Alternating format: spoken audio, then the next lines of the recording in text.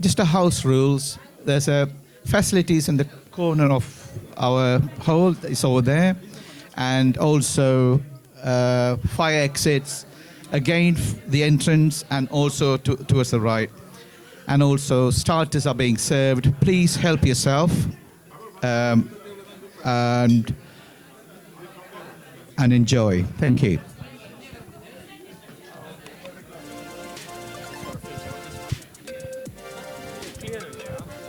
Check 1 2. Check 1 2. Good evening, ladies and gentlemen.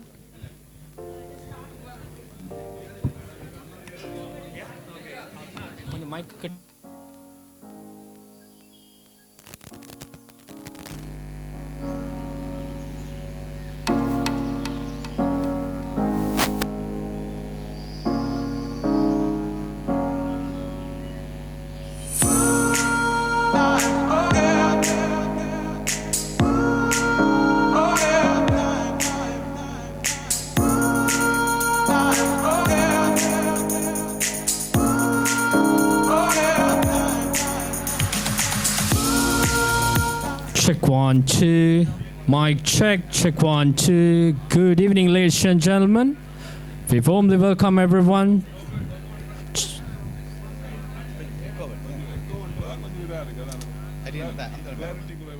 Check 1 2. Check 1 2. Check 1 2. Good evening, ladies and gents.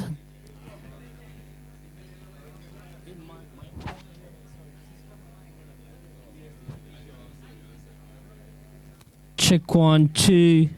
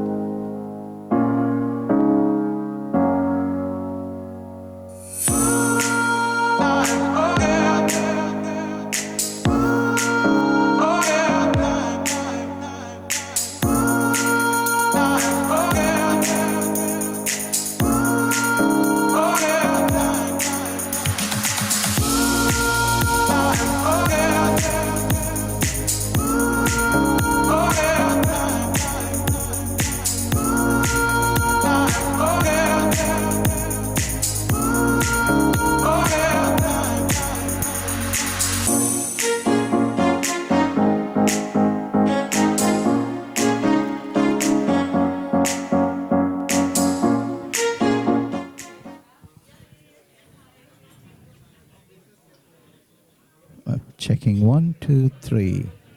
Checking 1 2 3.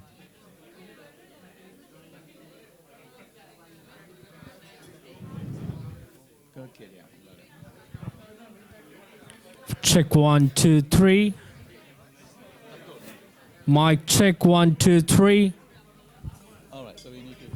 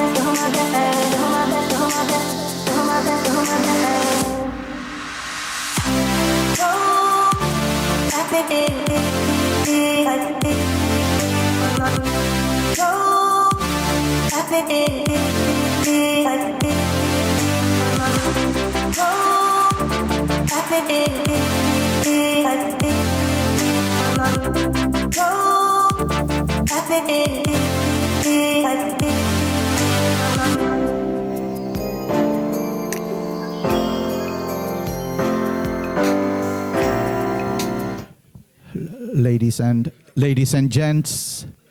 Our guest, Professor Sir Nishan Kanagaraja, is on his way.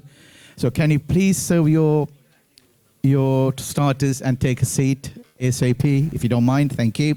And then we'll continue afterwards. No, you can do it. Thank you.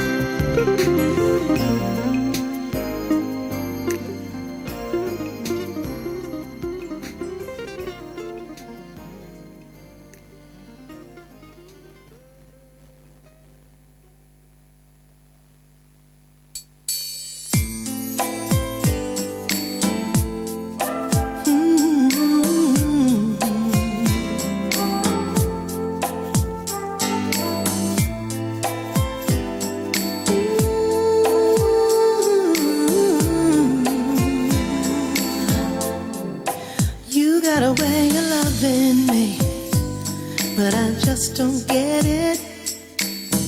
I must be out of my mind.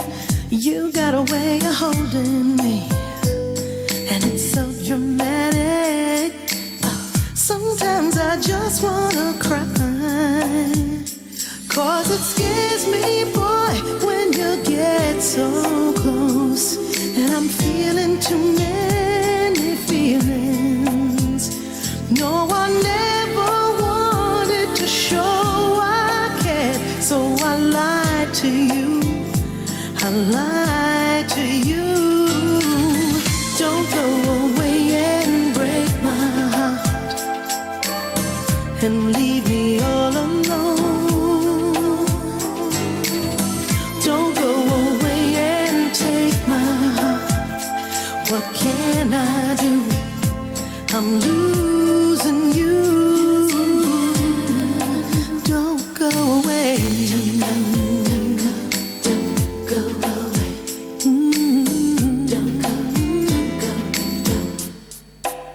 I've never really known what's best, and it keeps me running away from what's in my heart. I've always put you to the test. Now it seems I've done it. The love you felt from the start, baby. Maybe you could give me another chance. Let me show you the love you're needing. It's not fair to live through my past romance, so I'm pleading, I'm pleading. Oh, don't go away and break my heart and leave me all alone. Oh, don't go away and take my heart. What can I do? I'm losing you. Oh, don't go away.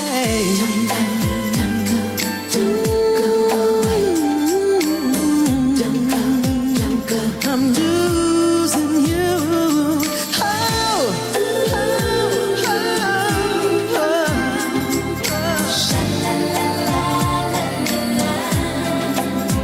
oh, I never wanted to show I cared, so I'm pleading, I'm pleading. Oh, no, no, no. Don't go away and break my heart. No, don't break my heart and leave me all alone. Oh, no. Don't go away and take my heart. What can I do? I'm losing you. Don't, no, don't go away, no. Don't leave me all alone. Don't go away and take my heart. What can I do? I'm losing you. Don't go away.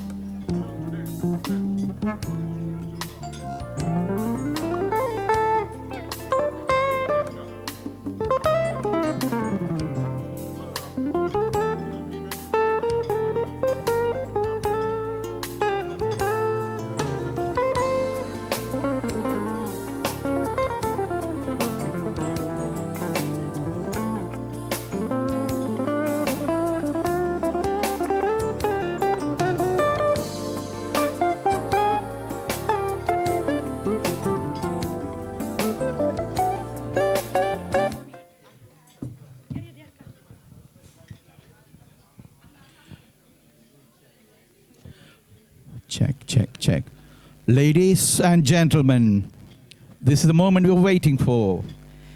Can we please warmly welcome Professor Sir Nishan Kanagaraja with a big round of applause.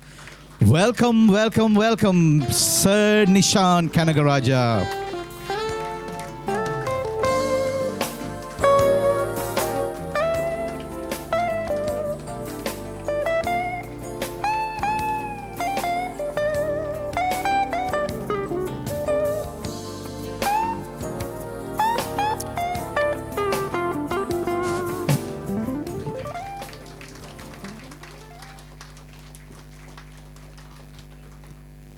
Thank you, Srihara Master and Disha. Yeah. And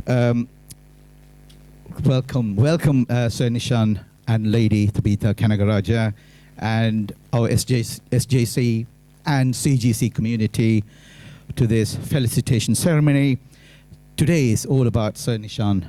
And can we please ask our for lightning ceremony, can we please ask Sir Nishan, Lady Tabitha Kanagaraja, Akshay, Dayalini and Jay to light our oil lamps, please.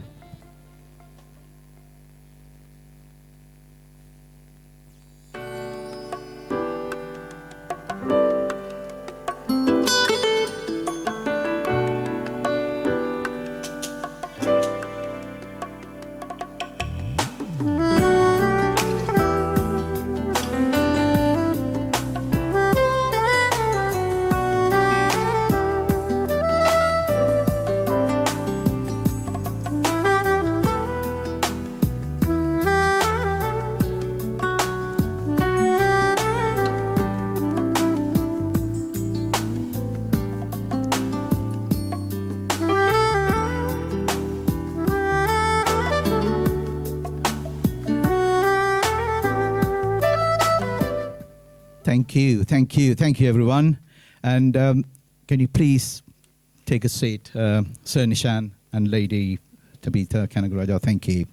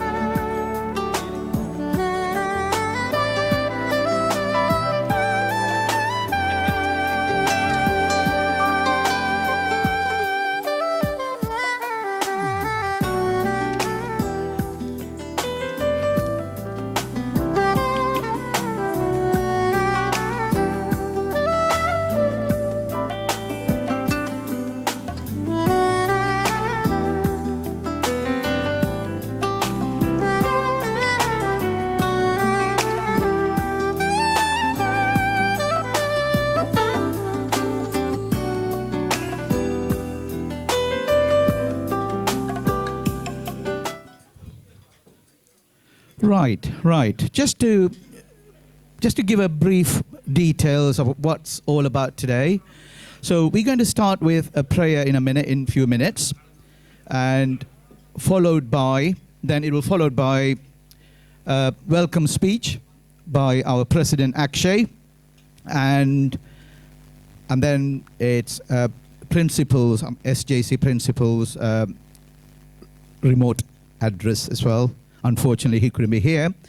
And after that, Mr. Saktinathan would recite a poem, and Sriharan Master would present Sir Nishan with a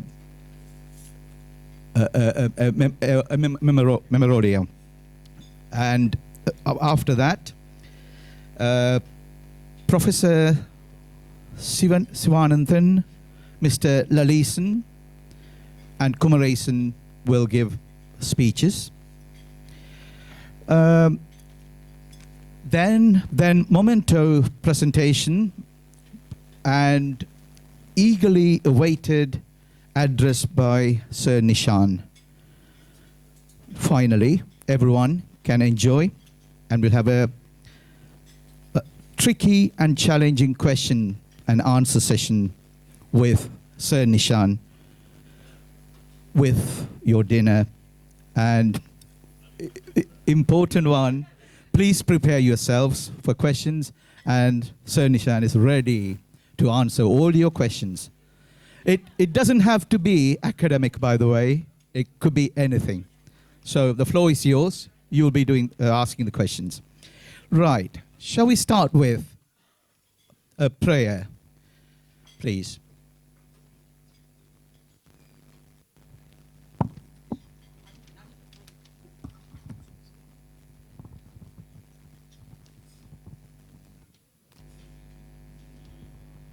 If you're able to, please stand for the prayer.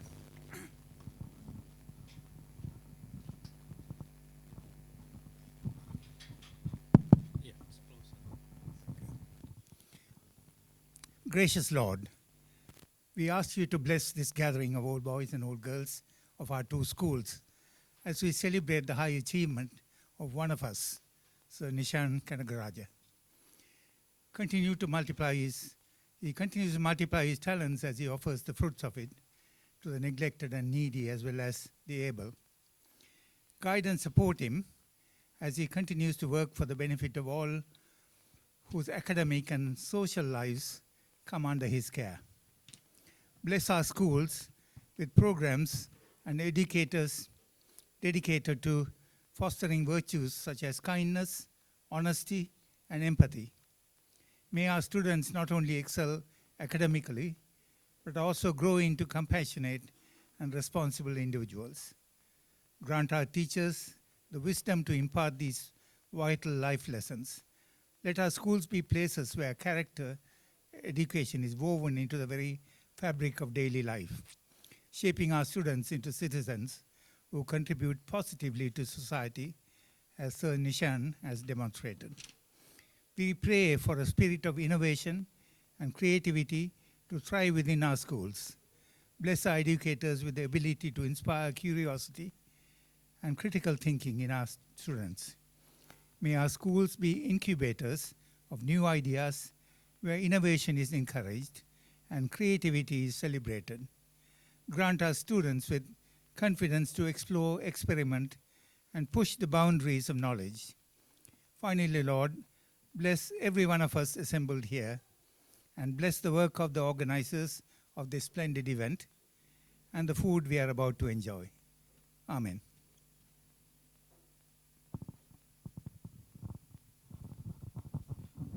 Thank you, Mr. Kulan Melis. Thank you very much.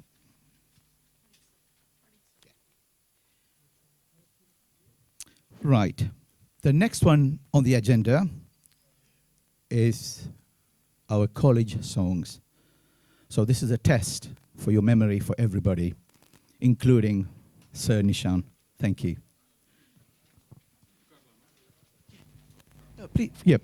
Please be seated. Please be seated.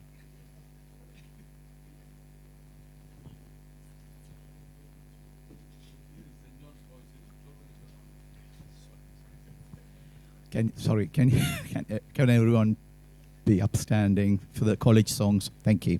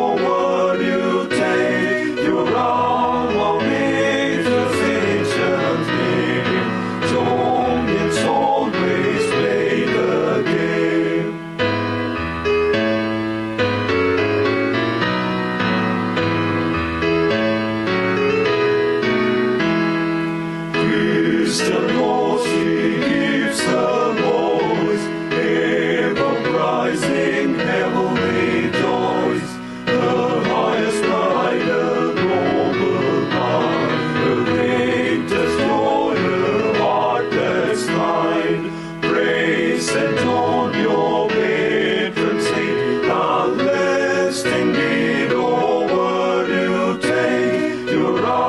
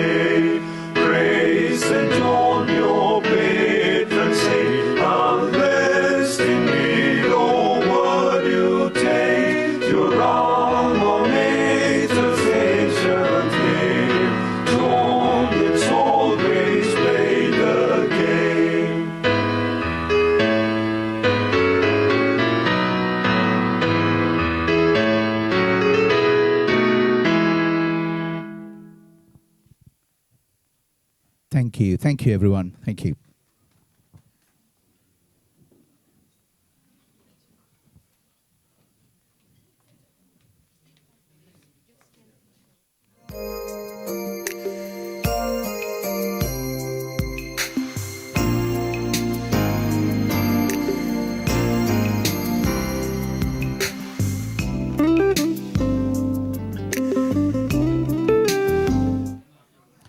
Ladies and gents, starters still there.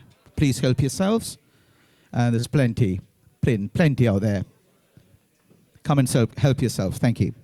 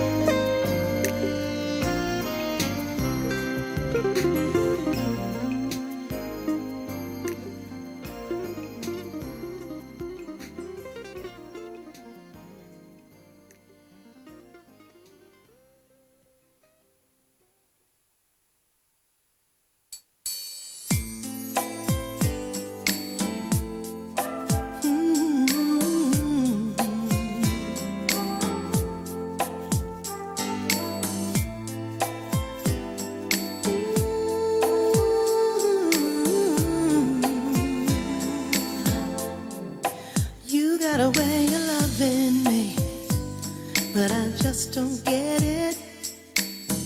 I must be out of my mind. You got a way of holding me, and it's so dramatic. Sometimes I just wanna cry, 'cause it scares me, boy, when you get so close. And I'm feeling too many feelings. No, I never wanted to show I cared, so I lied to you. I lied to you. Don't go away and break my heart and leave me all alone. Don't go away and take my heart. What can I do? I'm losing you. Don't go away.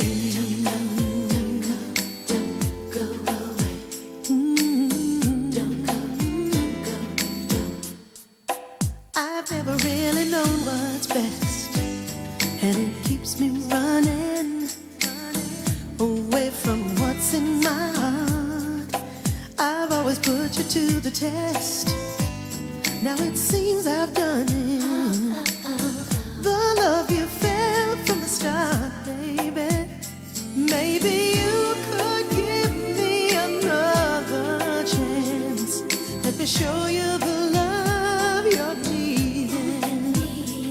It's not fair to live through my past romance, so I'm pleading. I'm pleading. Oh, don't go away and break my heart and leave me all alone. Oh, don't go away and take my heart. What can I do? I'm losing you. Oh, don't go away.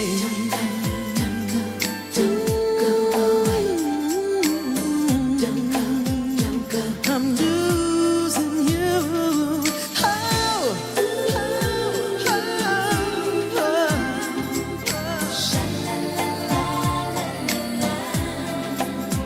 oh, I never wanted to show I cared, so I'm pleading. I'm pleading. Oh, no, no, no. Don't go away and break my heart. No, don't break my heart and leave me all alone.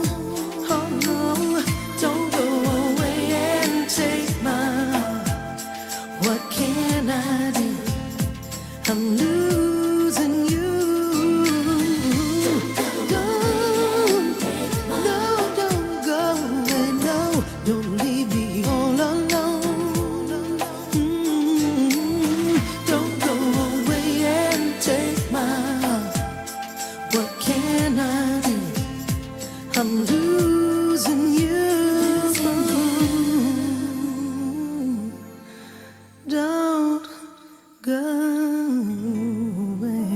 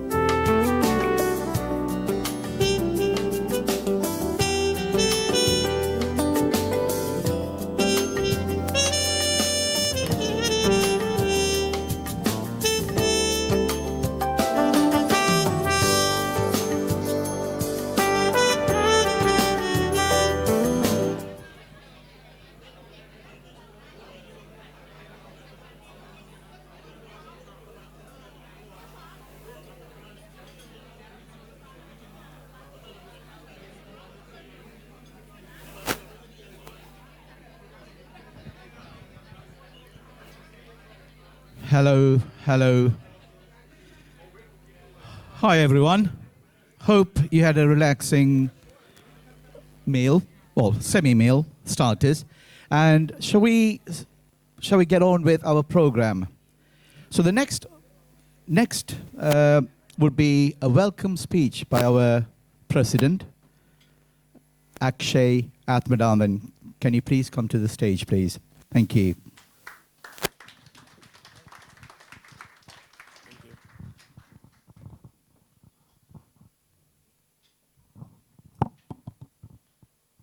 Good evening.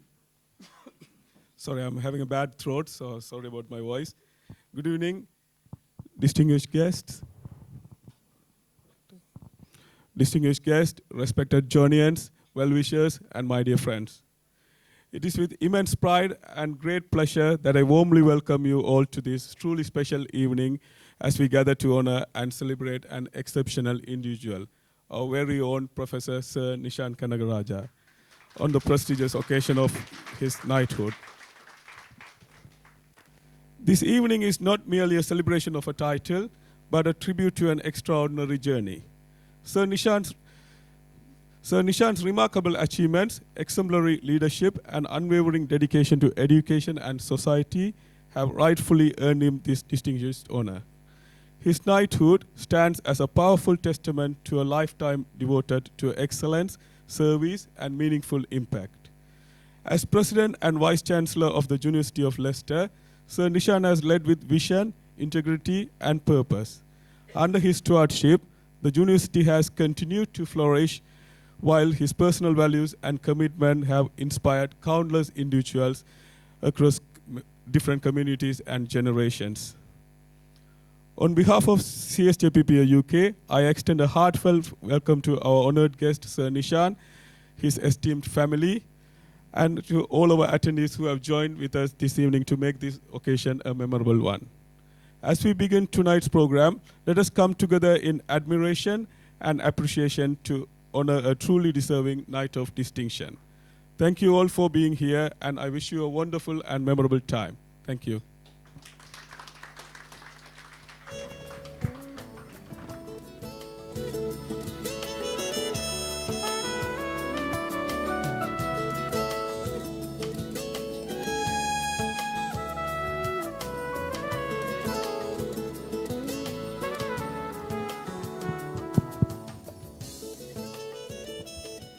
Thank you, Akshay. Thank you, much appreciated. Shall we have a few more minutes for chat amongst us, and then we'll go to the next program. Shall we? Thank you.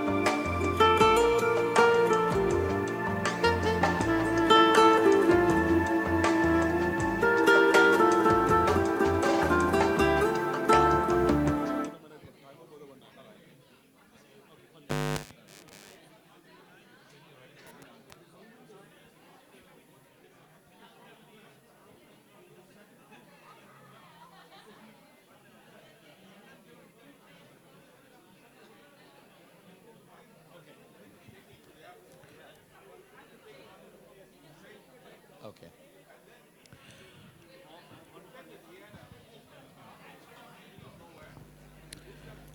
Okay, great. The next one on our agenda is a speech by St. John's College principal. He came all the way from Sri Lanka. Can we all listen to him? Thank you. Hi everyone. It gives me immense pleasure to join you all virtually to the function organized to felicitate Nishan Kanagaraja, a distinguished son of St. John's College, Jaffna. Nishan was 1 year senior at school, but we shared a lasting friendship because of our involvement in sports and other activities. As members of the college athletic team, we spent many memorable moments on the field. One such moment was when we were part of the 4x400 meter relay team of Thumbs House that established a new ground record in 1984. I also had an opportunity to serve as a prefect during his tenure as a senior prefect, and I was impressed at the exemplary leadership he demonstrated even at a very young age. Dear Nishan, on behalf of the college community, I extend our warmest congratulations to you on the well-deserved recognition. May your journey ahead be as inspiring as the path you have already walked. Thank you. May God bless you.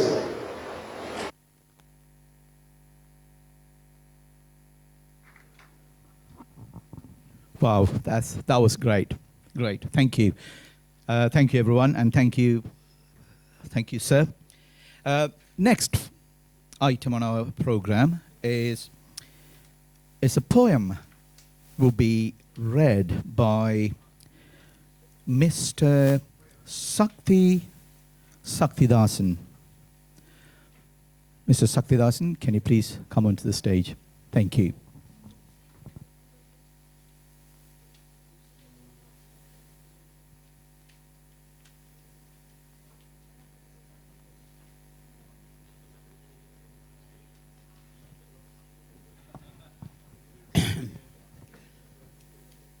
Good evening, all. I'm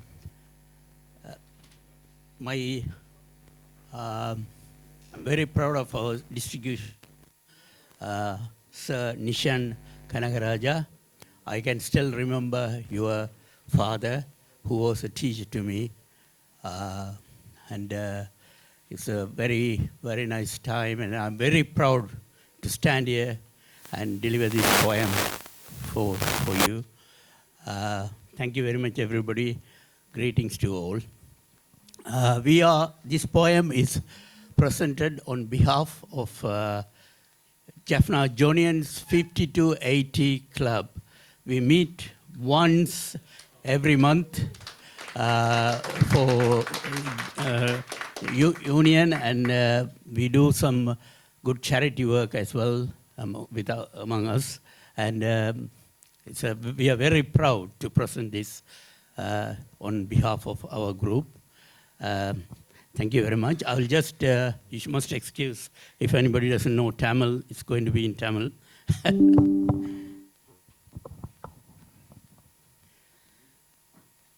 Sorry.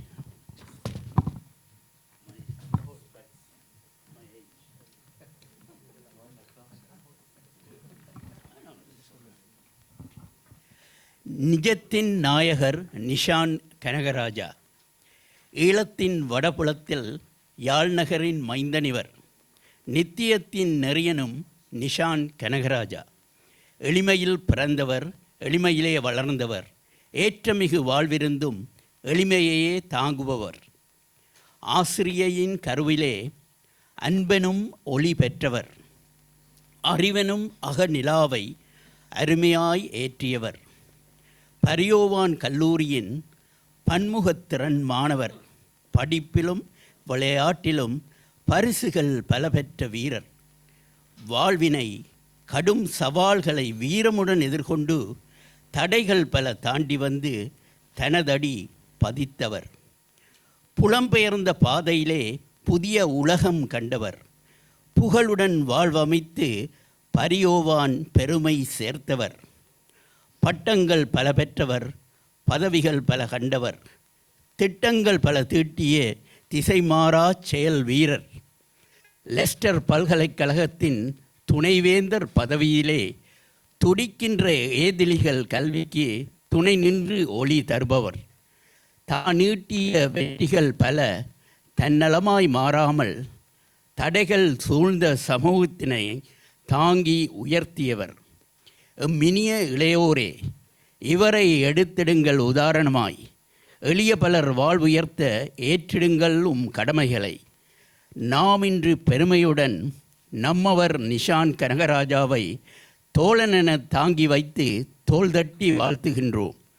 அதிர்ஷ்டமிக்க பெற்றோரும் அன்பு நிறை துணைவியாரும் அருமையான குழந்தை அளித்திடும் ஆதரவினால் இவர் போல இனி வரும் எம்மினிய சமூக தளிர்களும் இணையற்ற சேவை செய்து ஈட்டுவாராக பெரும் புகழை. மகிழ்வுடன் யாழ் ஜோனியன் 50-80 குழுமம். நன்றி. I would like to invite Sriharan Master to present this to our distinguished guest, Sir Nishan Kanagaraja.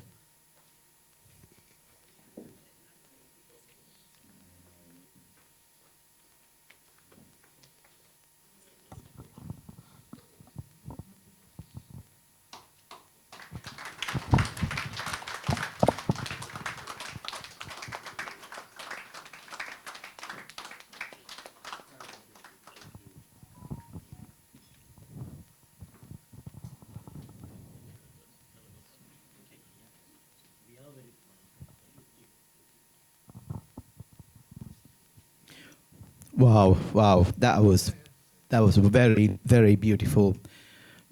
Adpudamana Kavidai. Thank you, Mr. Saktidasan. Thank you.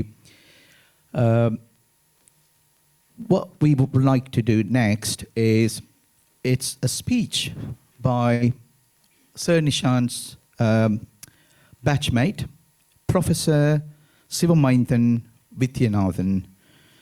He's unfortunately he couldn't be here, but he again left us a video message.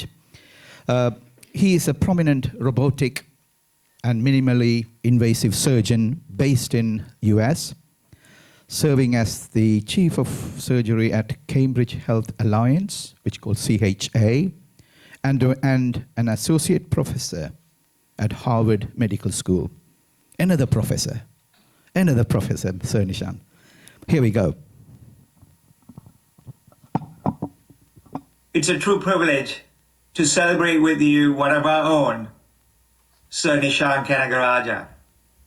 I'm Dr. Sivamainthan Vidyanathan, Chief of Surgery at Cambridge Health Alliance in Cambridge, Massachusetts, and Associate Professor of Surgery at the Harvard Medical School. To the world, he is Sir Nishan. For us, he's just Canix.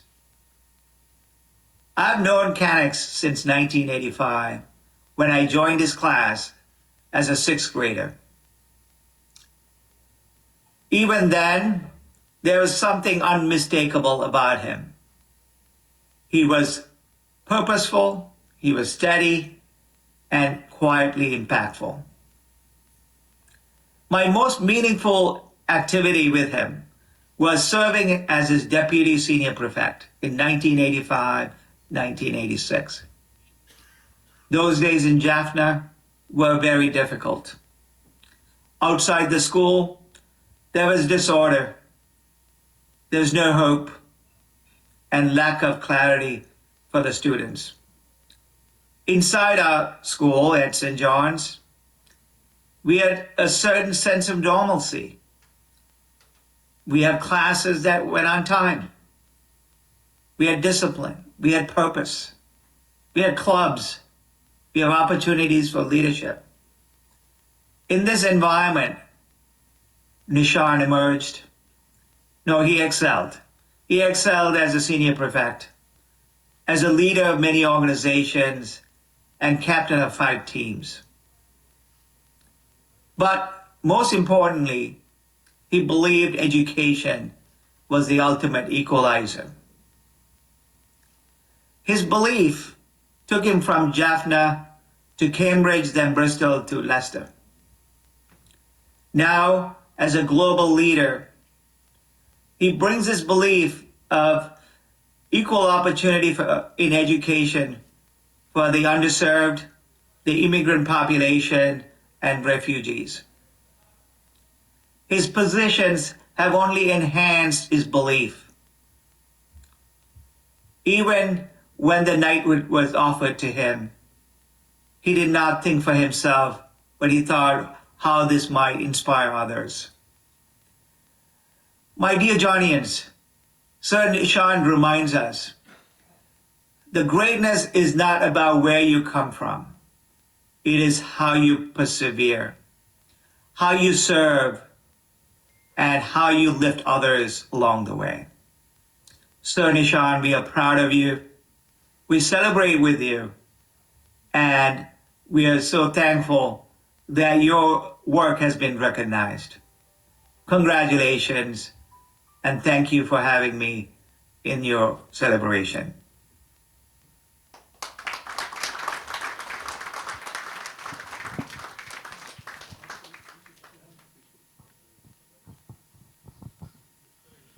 That was great. That's great, and it's really remarkable what Sir Nishan has done.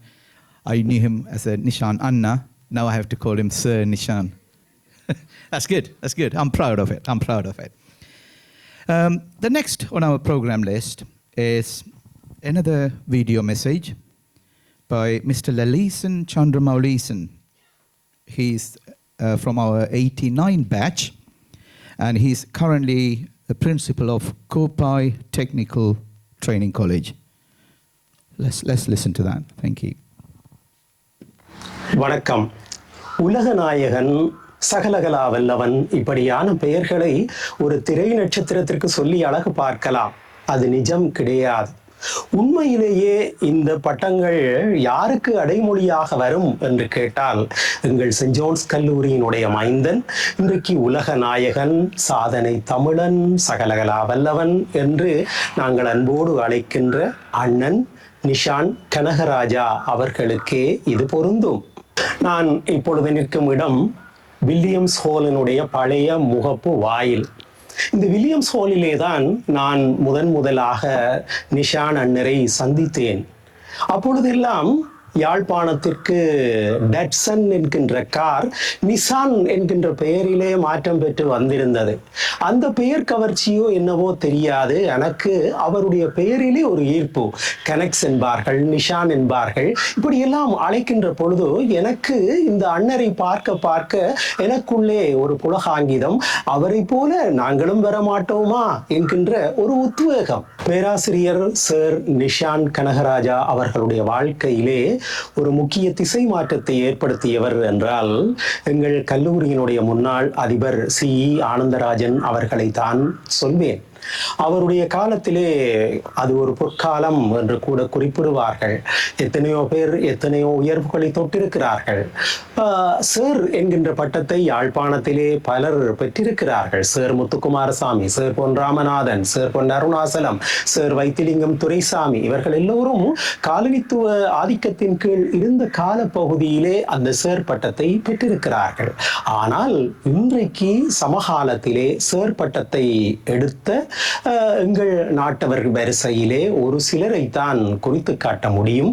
அந்த வரிசையிலே நிஷான் கனகராஜா அவர்கள் அந்த பட்டத்தை பெற்றது எங்களுக்கு மகிழ்ச்சியை தருகிறது. நாங்கள் முன்னுதாரணமாக அவரை பார்த்தோம். ஏனென்றால் அவர் சிறந்த விளையாட்டு வீரன், உதைபந்தாட்ட வீரன், பாஸ்கெட் பால் வீரன், அதைவிட சிறந்த பேச்சாளர். நான் கூட சென்ட் ஜோன்ஸ் கல்லூரியிலே தங்கப்பதக்கம் பெறுவதற்கு ஒரு உந்து சக்தி அவரை பார்த்து நான் ஏதோ ஒன்றை சாதிக்க வேண்டும் என்று நினைத்து கொண்டேன். நான் பேச்சுத்துறையால் தான் சாதிக்க முடிந்தது. அவர் சகலகலா வல்லவன். கணித துறையிலே சாதித்தார், ஆங்கில பேச்சிலே சாதித்தார், தமிழ் பேச்சிலே சாதித்தார்.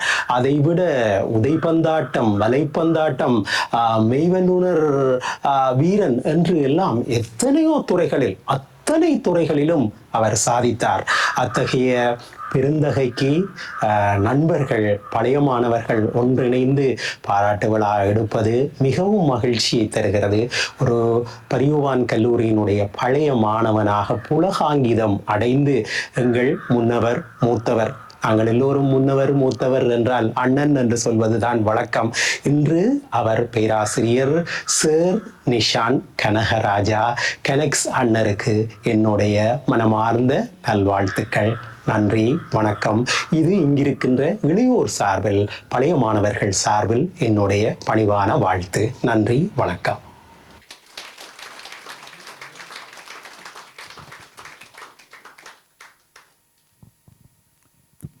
That was great, and I think he made a very good point. All our youngsters, everyone, you use your name, Sir Nishan, as a role model. I think it's good for our society, good for our school, good for everyone, and hope there's some youngsters around here, our kids, somebody will replicate that at some stage. Great, great. Next on our program is 1985 Sir Nishan's batchmate, Dr. Nageswaran Kumarasan, is going to give us a talk, and it's going to be a big talk, I think, Mr. Kumarasan. And also, he's a vice president of London Metal Exchange, and he studied at Peradeniya University. And here we go. Thank you. Hello, everyone. Can you hear me? Yeah. Hello, everyone. I tried to. Okay. Hello, everyone. We actually, it was a history book questions in the old days. I remember how many people got Sir in Sri Lanka. You need to memorize and say Senmam Ponnambalam Ramanathan and that kind of stuff. And it's a proud moment, and BSc. My classmate got a sir recognition, and I can proudly say, I am fond of his. And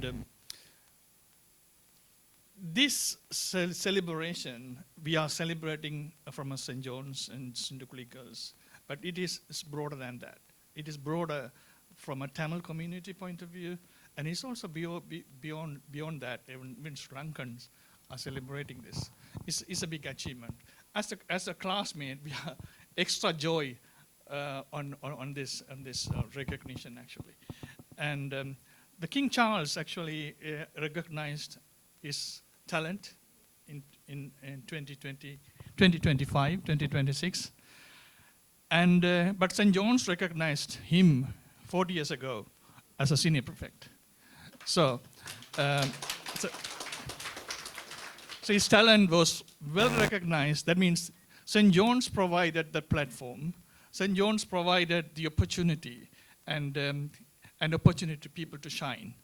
So we should all be proud that we studied in St. John's and even Sindukuli Girls College. Then it is giving us all the opportunities for education, sports, and all other extracurricular activities. So we are part of Jonians. We should be very proud of that.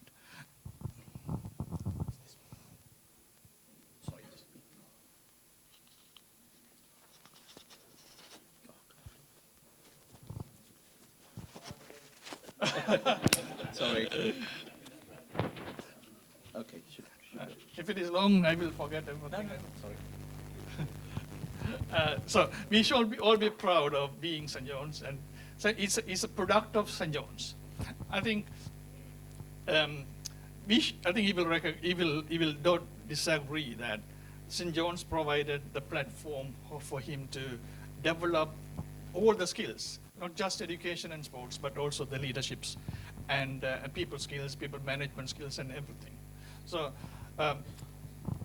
actually, I joined St. John's in year 7 and became more closer and closer in GCSE and A levels. And we were together in the same class in maths and went to tuitions together. And we were in the prefect and also interact club. So and then I took a different path in higher studies, and he went to a different path. And we joined again, we come together in UK, and we are very close. I don't want to list out his achievements, which we already know, and education, sports, and titles, all we know. But I want to say a few different Nishan we have been seeing as our friends all the time. And these are the qualities admired actually me and our friends. This is very unique qualities. This very few people have it. And first, the 4 qualities I can list out. The first one, the value he gives to friendship. And I remember every time he maintained the friendship from childhood, and every party, we never miss any party. He behave like any other friends. We enjoy. He's a very jolly person as well, and that is a special quality. Not many people have it. Second thing is, from my interaction with him from the school days, he brings energy and encouragement. It's extraordinary energy he has all the time, and motivate people. I got motivated several times, even with the maths class we went, and he always say, we need to do well all the time, and that kind of encouragement. It's not only me, and many people will agree, and it's not at that time. He is motivating us and even children of our classmates. And third point I would say is he's a very caring person. He actually do a lot of charities, and he's a trustee of a lot of charities. And he also works some of the projects in medical faculty in Jaffna University. And I remember I was asking him to do a meetup engineering faculty dean in engineering Jaffna University. He immediately agreed, and he visited there and met people. And he's always willing to do something for the Jaffna community, and even Tamil community, even Sri Lanka, I would say. And fourth one, which is the most I admire most, is his simplicity and humility. And he's so humble. I think people would agree me if anybody talked to him. He's so humble, and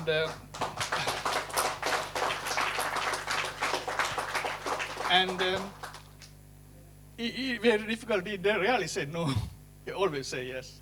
And I remember the days, in school days, he come up with an old bicycle, and using worn out Bata shoes, Bata slippers. We traveled together, tuition classes.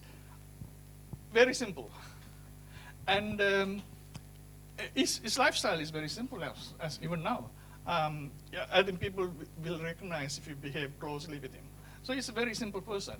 For the 40 years of my close relationship with him, every time I meet, one thing I always admired, I always wondered, is he never changed. Every time I see the same person from the childhood, maybe in school days, even up to now, every time. Same type of person, same type of relationship, same type of communication. Even he grows up and up, he goes up and up. He is more humble and humble. It's very rare personalities. I just wanted to share with you, which many people, you see the other side of it, you see the other side of it. So I'm very proud to be a friend of Nishan, and yeah, congratulations again. Thank you very much for giving the.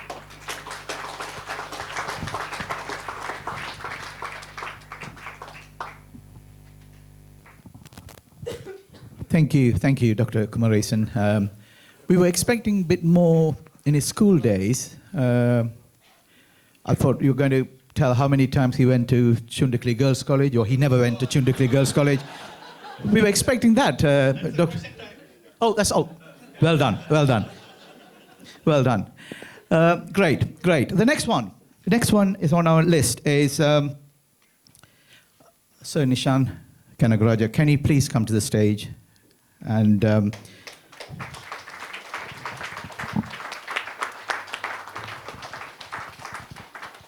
thank you. our president, Akshay Atmanathan, is going to present a memento for Sir Nishan Kanagaraja.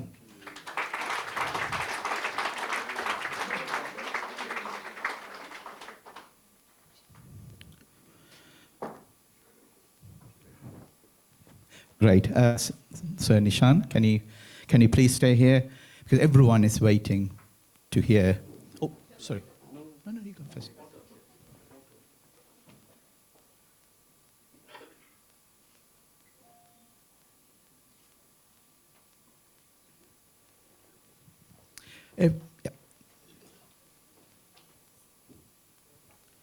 Everyone is waiting to hear from you, and the whole audience wants to hear from you.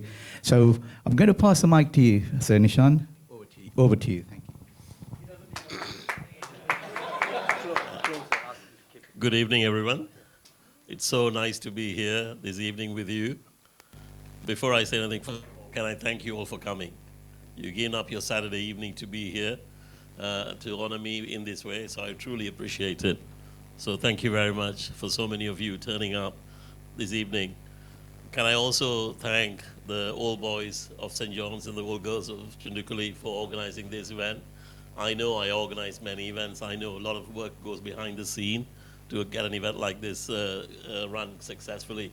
So can I thank Akshay and everybody involved in making this a success. So thank you very much. And can I also thank for the lovely poem and the speeches, Kumara and Vithi and others, and the principal for the messages they gave as part of this event, and I truly appreciate it. I feel honored. In fact, if I had known getting knighthood will give all these things, I want it again, because I'm having so many events to celebrate my knighthood. And I was reflecting, as I said, when my classmates, they organized a lovely event a few months ago. And I was saying that it is, as Kumara said, it is rare that somebody that we know gets knighthood. In fact, the common statement that I heard even this week, I was in an event with somebody very senior, and they were saying, I'm so pleased to be sitting next to a knight. I've never been sitting next to a knight before in my life. So it just shows how rare it is, so I feel incredibly fortunate to have this bestowed on me. But I also know when you get an award like this, it means there are more responsibilities, there are more things that I need to do to kind of use this opportunity for making life better for many other people, which I will try and do. So Kumara already touched upon some of the foundations that I had in my childhood that led me to this position. And very often people ask me in various meetings or presentations that I give, what enabled me to get to this stage? And I don't think I can give you an easy answer, because I don't think it's straightforward. But what I can tell you is there are certain things that won't change if I were to live my life again in a different way. It won't change. And the things that won't change is, number one, is the values that I hold. And this is something that we learn from a very young age at school. The key thing that we were all told to aspire when we were at school is to be excellent, be the very best we can be. And that's all we can do.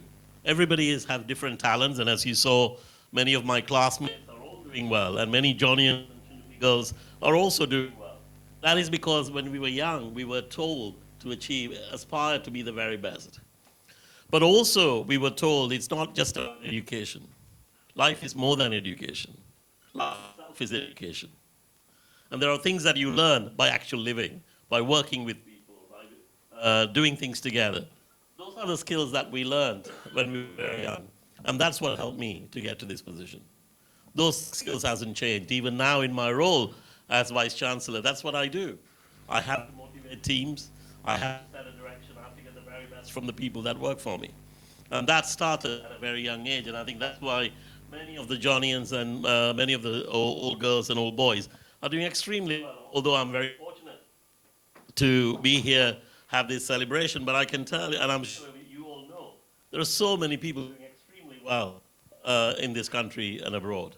And that is a testament to the quality of the education we had back in Jaffna. And I think that is what is surprising. So very often, I think, why is it feel different, and why am I getting all these kind of events to celebrate my knighthood? And I think it's very simple. It is one of you has got this opportunity. Not very often when we think about all these people we think they're out there, there are people we can't touch, they're somehow different. And I'm not different. It just proves to you that anybody can get to that position. And I think that's why it makes these events quite special. Now, the other thing that I would share with you is what I did. Perhaps that's not something we were taught when we were young. Is life gives you opportunities, and I'm very fortunate. I got a scholarship. That was very good. And then again at Bristol, I got opportunities to take on leadership roles. And then I've been able to take on various leadership roles nationally as well. And when those opportunities came about, I took them. But in life, sometimes you have to create your own opportunities. It's not every time you will get your opportunities. And that is something that I want to share with you, that to get to this position, that sometimes you seek opportunities that others might think will be a lead to failure. And I have taken many risks in my professional career, which others thought I will fail. But I felt I have nothing to lose. I have to try it. I have to push myself to see where it might take me. And even if you fail, what have I lost? I've at least tried. So I think that is one of the things that enabled me to get to this stage. And I really, if there are any of your children or anybody that you know, a younger person, is thinking about future career and options, only thing I would say is encourage them to take risks. Because you never know where it might take them. They might be a sir one day. So it's important to allow them to take the risk. And the final thing I want to say is that when it's like they say, to raise a child, it takes the whole village. To get a knight, it takes a lot of people to support you. You don't get there on your own. There are a lot of people part of my journey. Obviously, my wife and the kids, they are an important part of my journey. My family in Jaffna, my brothers and sister, who sadly passed away very early, they're all part of my journey. Without them, I wouldn't have got to this position. But equally, professionally as well at work, I was very lucky to have mentors or people who kind of created opportunities, who were willing to give me encouragement, even when I thought I might not succeed. So I'll give you one anecdote and I will stop. So there was one position I took in Bristol that was a very senior position when I was very young. I'd just become a professor.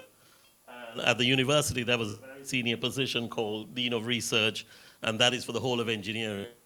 And in that committee, that I have to go to this university committee every month, and the people who were there are very senior, very well known nationally and internationally. And I'm just a junior person. But still, I took on the role.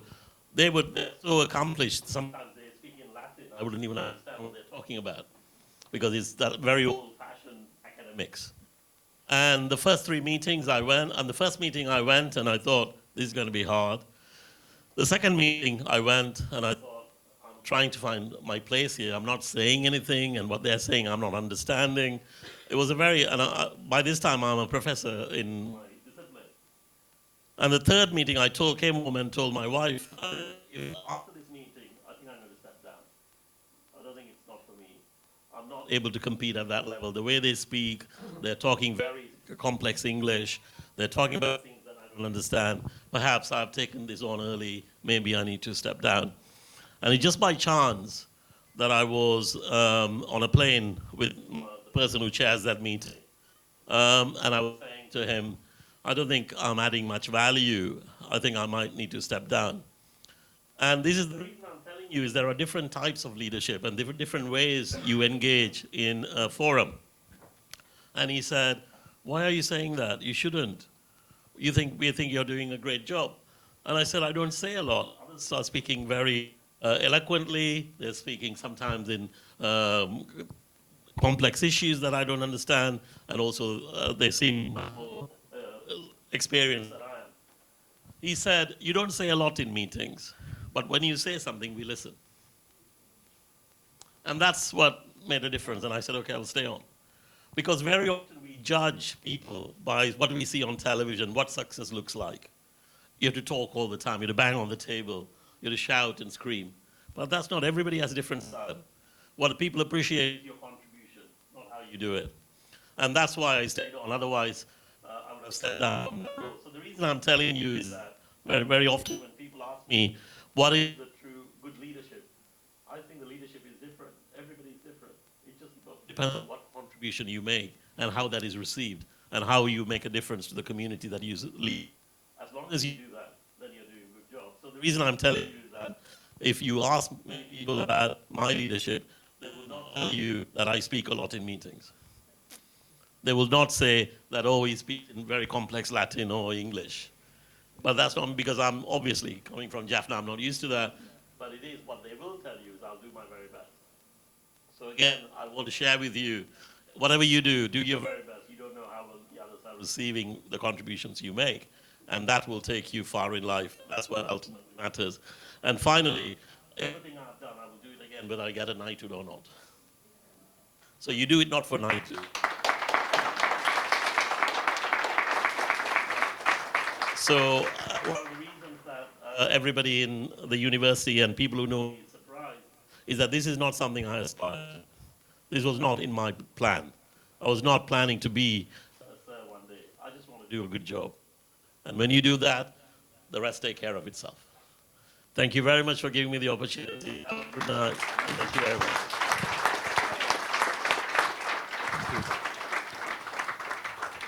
Wow, wow, that's great to hear, great to hear. And the two things I just noticed at Sir Nishan, risk-taking and perseverance. That's the two words I think maybe we should tell our kids and people who are aspiring to become something big. It's great, thank you, thank you. On that note, I think we'll be having dinner soon. It'll be ready within 10 to 15 minutes. But shall we make this time to mingle, talk to people, have a chat, and then please remember the main part of the event, Q&A session, and audience, you can ask free questions to Sir Nishan Kanagaraja. So be prepared. Thank you. No, we won't go that far. We will behave. We will behave. Thank you. Thank you.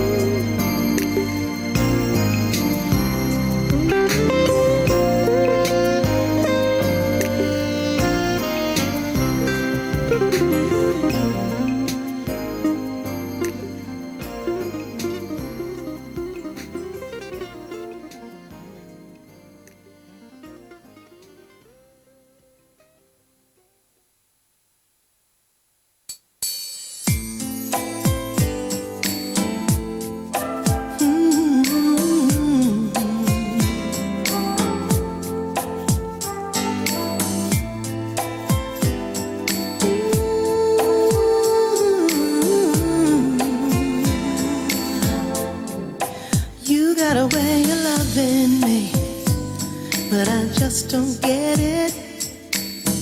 I must be out of my mind. You got a way of holding me, and it's so dramatic. Sometimes I just wanna cry, 'cause it scares me, boy, when you get so close. And I'm feeling too many feelings. No one ever wanted to show I cared, so I lied to you. I lied to you. Don't go away and break my heart and leave me all alone. Don't go away and take my heart. What can I do? I'm losing you. Don't go away.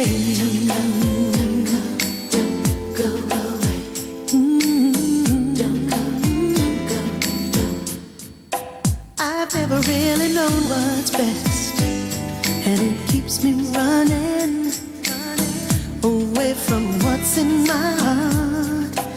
I've always put you to the test. Now it seems I've done it. The love you felt from the start, baby. Maybe you could give me another chance. Let me show you the love you're needing. It's not fair to live through my past romance, so I'm pleading, I'm pleading. Oh, don't go away and break my heart and leave me all alone. Oh, don't go away and take my heart. What can I do? I'm losing you. Oh, don't go away.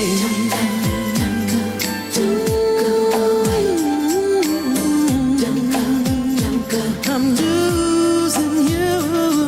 Oh,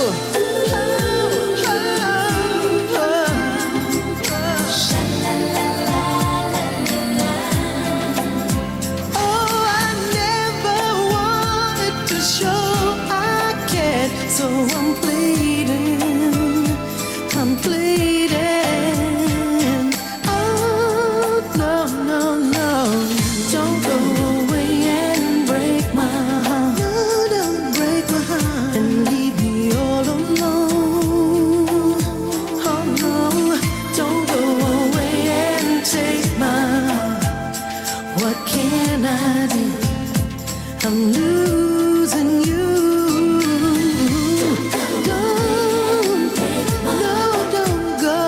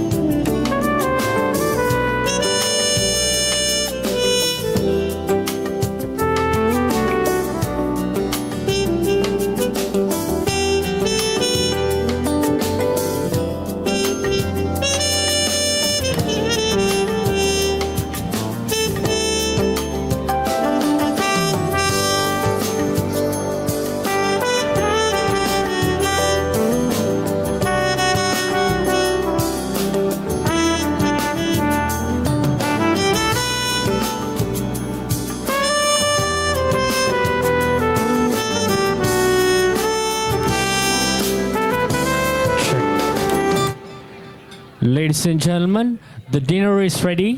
Please help yourself. Dinner is ready. Please help yourself. Thank you very much.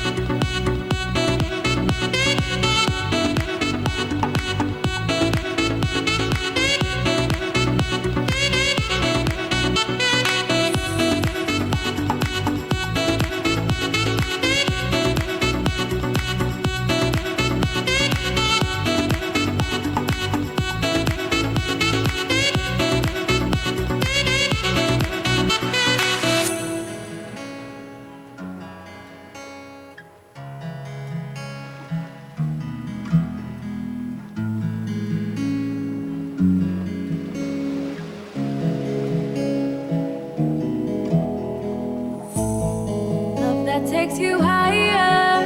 I will forever be intertwined with you. Where the sun never goes down and time has slowed down. Would it be too crazy if we decided to stay forever? Decided to stay forever, forever.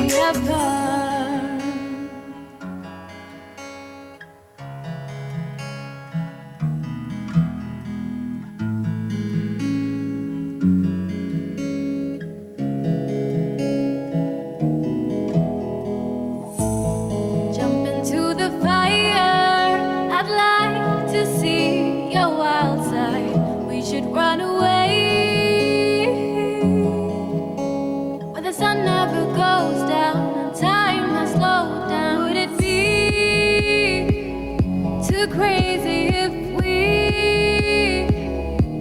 decided to stay forever. Decided to stay forever, forever.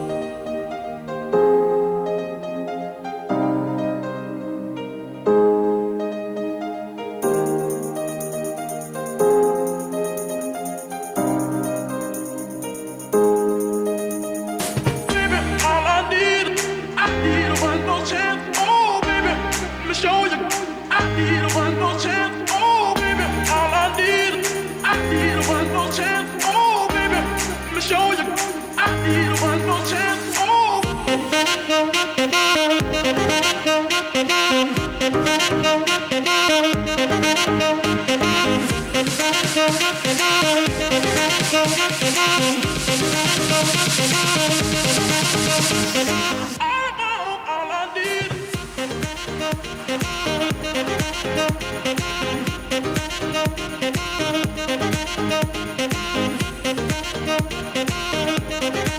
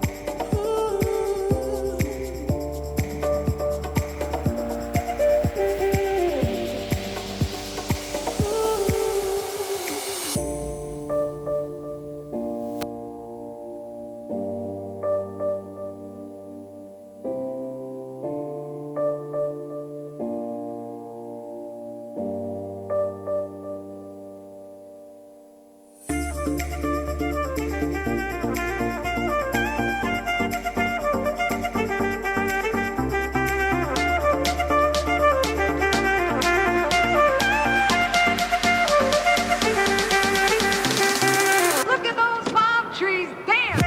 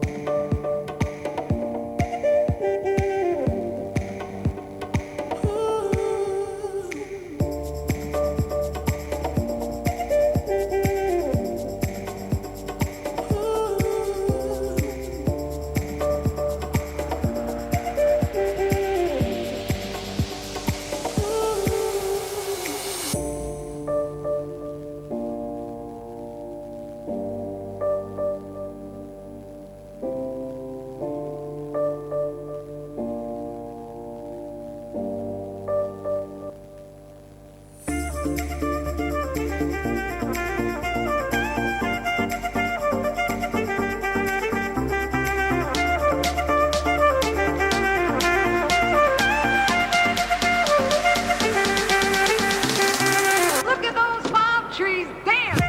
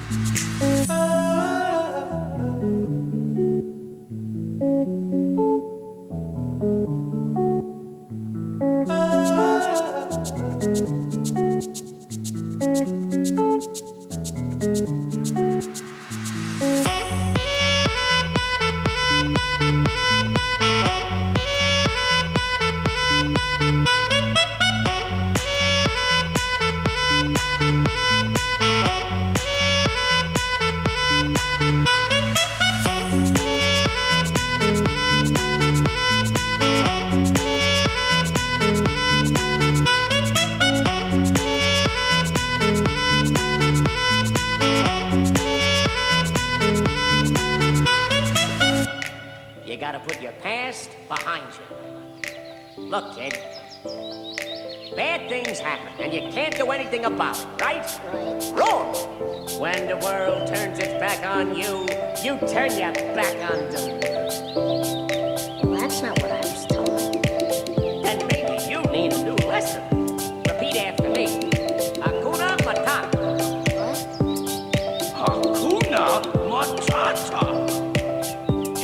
no worries.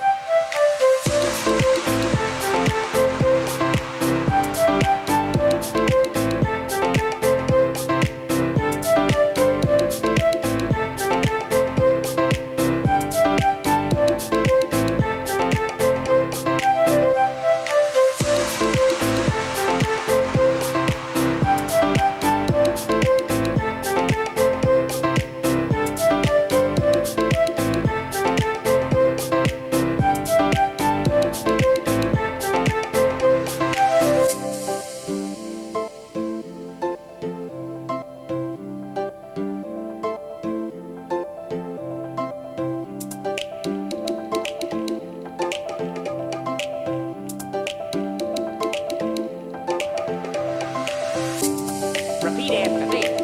Hakuna Matata. Hakuna Matata. It means no worries.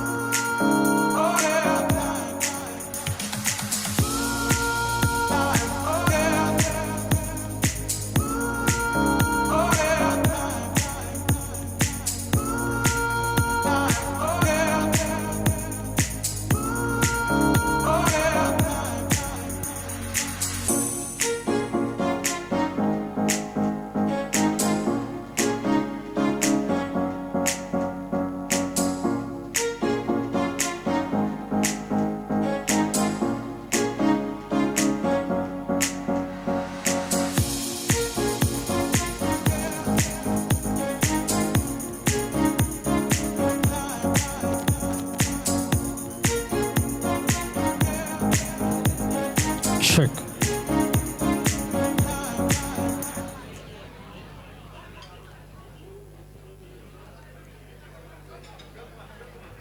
Hello, everyone. Hope everyone had your dinner. If not, please get something to eat. And we are about to start the second session in few minutes.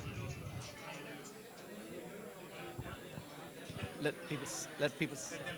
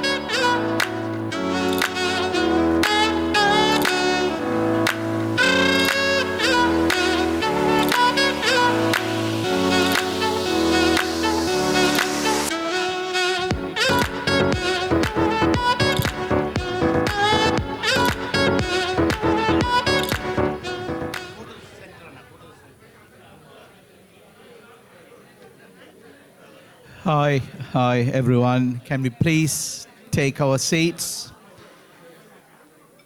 It's a kind request. Mr. Mills is waiting to give us a lovely joke about knighthood. And let's hear that before we go into the Q&A session.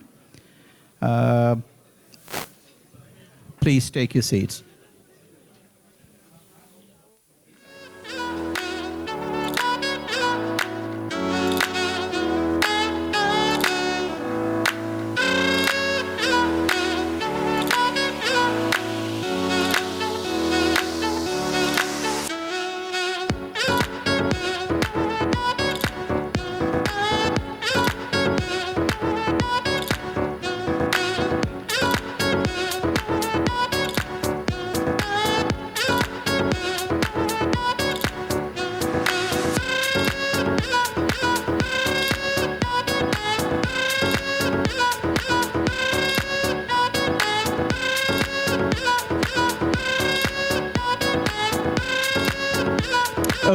Okay.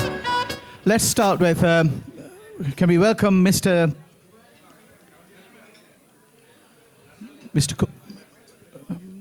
Cullen. Mr. Cullen, I'll just give the mic to him. He's going to share some thoughts on knighthood. Here we go, Mr. Cullen.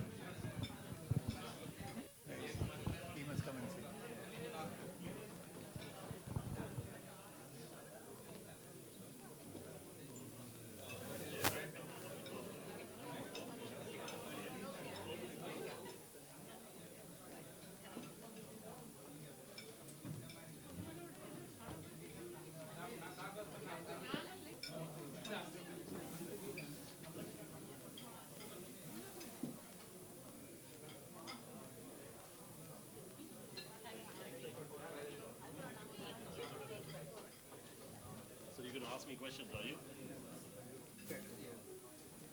You want me here or? No, yeah. Okay, yes. Yeah, you can sit there. All right, ladies and gentlemen, it's traditional. Ladies and gentlemen, tradition says that you bring out a comedian after dinner. I'm not a comedian, but I've got one joke. As Sir Nishan comes from a Gujarati-centered city, This is a book that he can use. So he's used to making many speeches and he's always on the lookout for new jokes. So I give you permission to use this joke. Right. So Mr. Kanubai Patel was being knighted and the whole community was thrilled. He had been a businessman in Uganda and Idi Amin threw him out. He had to leave his house, leave his work, business to his workers, leave the house to his housemaid, park the car outside the Uganda airport. As he was leaving, then he realized he was carrying the switch key of the car, so he went back and threw it through the window and got on a plane and came to Britain. And at the reception, the community threw for him on being knighted. He had built a big business in the UK. And the speaker said, when Mr. Patel left Uganda, everything he possessed was in 2 carrier bags.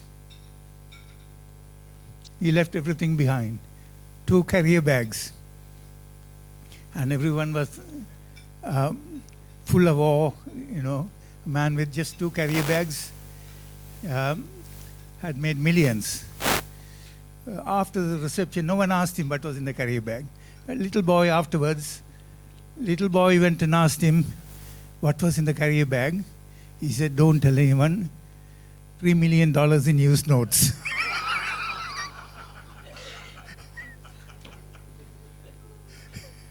So I'm sure Nishan, when he came to, my research shows that Nishan came to England, he probably didn't even carry 100 pounds.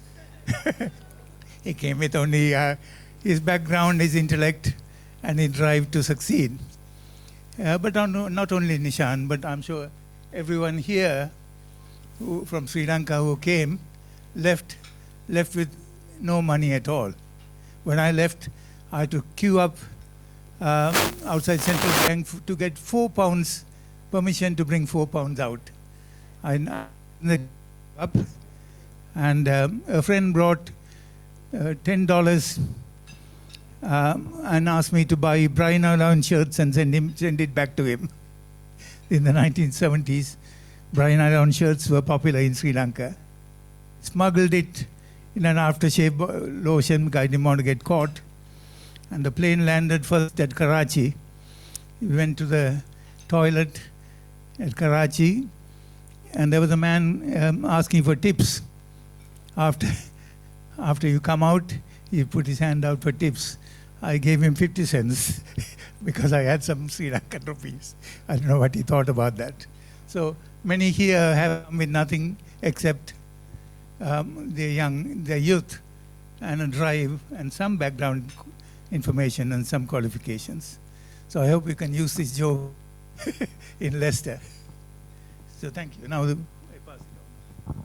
Thank you, Mr. Cullen. Thank you very much. Right, the next one is eagerly awaited Q&A session. So please get ready for your questions, and Sir Nishan Kanagaraja is ready to answer every single question. Sir Nishan, can you please come to the stage?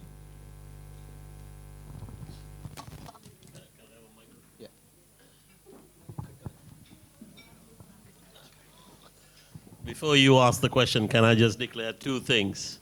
Number 1, I don't want to lose my wife. Number 2, I don't want to lose my job. Anything else is acceptable. Absolutely. We are not that cruel.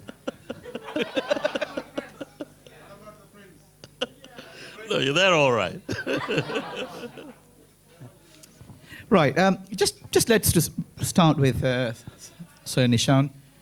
Are you trying to be the next P.S. Morgan or something? Yes. Honestly, I'm privileged to kind of interview you as a friend. I knew you since 1994, and I was thinking about it. First time we met at the foyer of Queen's Building in 1994, and then you were walking, and I just came to you, and then all of us, all of a sudden you said, "Oh, hi," and then we said, "Are you Sri Lankan?" And so that's the nature of this person. straight away. I mean, I knew him because I was at St. John's and he was a senior prefect. I don't even talk to him. I was a bit scared at the time. So he's an SP, and then we go to Mariada. So we kind of listened to him. But then, first time I kind of mixed with him as a friend in Bristol. That was a beautiful time. And there's another story I don't want to tell here. It's about, I think, Nishan and Sir Nishan knows about the Vauxhall Astra. I'm not going to take it up. That was a big story, but I'll let you know later. Please don't tell anyone. No. I wouldn't. So I'll tell you anyway. Yeah, go ahead. I put water in the oil compartment. It's entirely my fault. He did it. Yeah. I said I know how to repair the car, and I never touched a car before. Well, that's the way you got to put it, and we did it. And poor Nishan and I lost. Well, not lost, but paid a lot of money to get everything flushed out from the engine. Yeah. That's good. That's good time. That's good time. Right. Let's kind of go back to serious questions, Nishan. Sir Nishan, you always been calm. Very. I mean, I'm not saying because of you. I know you, the way you behave, and simple and very focused, but quietly, we could see that's a bit of a sturdiness. I'm just kind of wondering, because how could you do it? What's the secret of it? And also, importantly, your looks. You still looks young. So I think people at work ask me as well how I keep calm. And I often say that what we went through in Jaffna was tough times. And also what I went through in my family life was also tough because unfortunately we didn't have a lot of the benefits or privileges when I was growing up. So that makes you tough. And when you see the worst in life, anything is easy. And the other thing is, I think, you just have to be willing to make mistakes and learn from it. So if you are willing to learn mistakes, then you can calm. Very often people, and even at work I see, people get very stressed because they don't want to make a mistake. Whereas it's okay to make a mistake. You learn from it, but at the same time, I know to make mistakes and to learn from it, you need a certain amount of confidence. You can't, if you do that too many times, people think you're a fool. So you can't do it too many times. But yeah, it's, I think what we went through in our life made us strong. And I think that's one of the reasons many of the people in this room have done well in life because they've gone through tough times. So when you go through tough times, you can withstand challenges in life. That's great. I think that is a very good answer, actually, because that it's very hard to keep calm. And even sometimes, like everyone's here, we lose kind of our anger with kids sometimes, the way they behave, especially the teenagers. I think that's a very good lesson. I think you got to keep calm. You didn't ask me about my children, though. You only asked me about what. Don't worry. There's a lot if of you questions. ask my children, they will say completely different. Right. So on the next one, I thought I'm going to go straight to our 85 batchmates. And we would like you to ask a good question to Sir Nishan. I'll pass the mic to you all. I like to ask one question.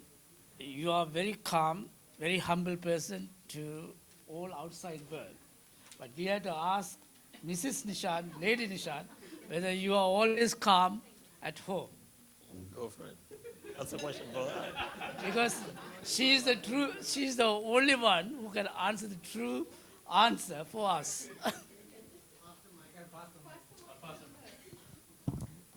I think the house is the place that you can be yourself, and you have to be. And you have to be yourself. And I'm going to tell you what that is. So I think Nishan can, how I say is can be ups and downs, but always will be end up in a quite calm position with valid reasons. Why things could go wrong with the teenagers, you all know, but somehow we'll end up back into normal mood. Thank you.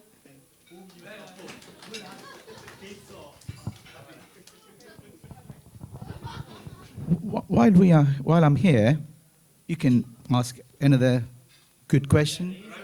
Doesn't have to be serious one. I can't ask him a serious question. After all, he's our friend. Only one question. In the school days, I studied with you from grade 6. That's a good one. I did not study. I attended the school with you. But I noticed from then, you had that attitude, is nothing is impossible. And I think that that's what take you to this level now. The second question is, what are you still doing with us? So, Krish is right. I always willing to push myself. And I don't know why. I think it may be nature or nurture, I don't know. But I always willing to, so I'll give you one example. So I came to England in 1986 from Jaffna. And the only place I've been to other than Jaffna is Colombo. So because of all the problems in Sri Lanka, I couldn't go back. So I was in my first year, finished my summer. Everybody went home, and this is my first year in England. During the summer, I went interrailing on my own. There's no mobile phone, nothing. I went all over Europe on my own. Everybody said, "Are you mad? You've never been abroad. How are you going to manage?" And there's no mobile phone, nothing. I just traveled all of Europe on my own for a month. I slept in parks. I stayed in the stations and all that. And but I don't know why I did it, but I did it. But I think many people found that quite a surprising thing I did. But it made me a stronger person. I couldn't come to Sri Lanka, Jaffna, so I ended up doing those kinds of things. So I was always kind of pushing. Now, looking back, I don't think I will allow my children to do it, but I did it.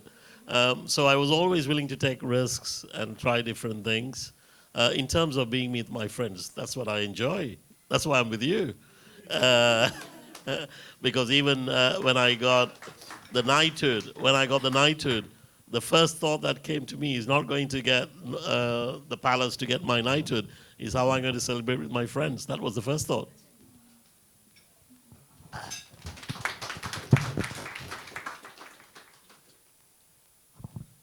Yeah, I observed you that actually in various occasions, I visited Bristol University on the behalf of JMOFA UK. You was the Pro Vice Chancellor for that time for the Bristol University Research and Enterprise.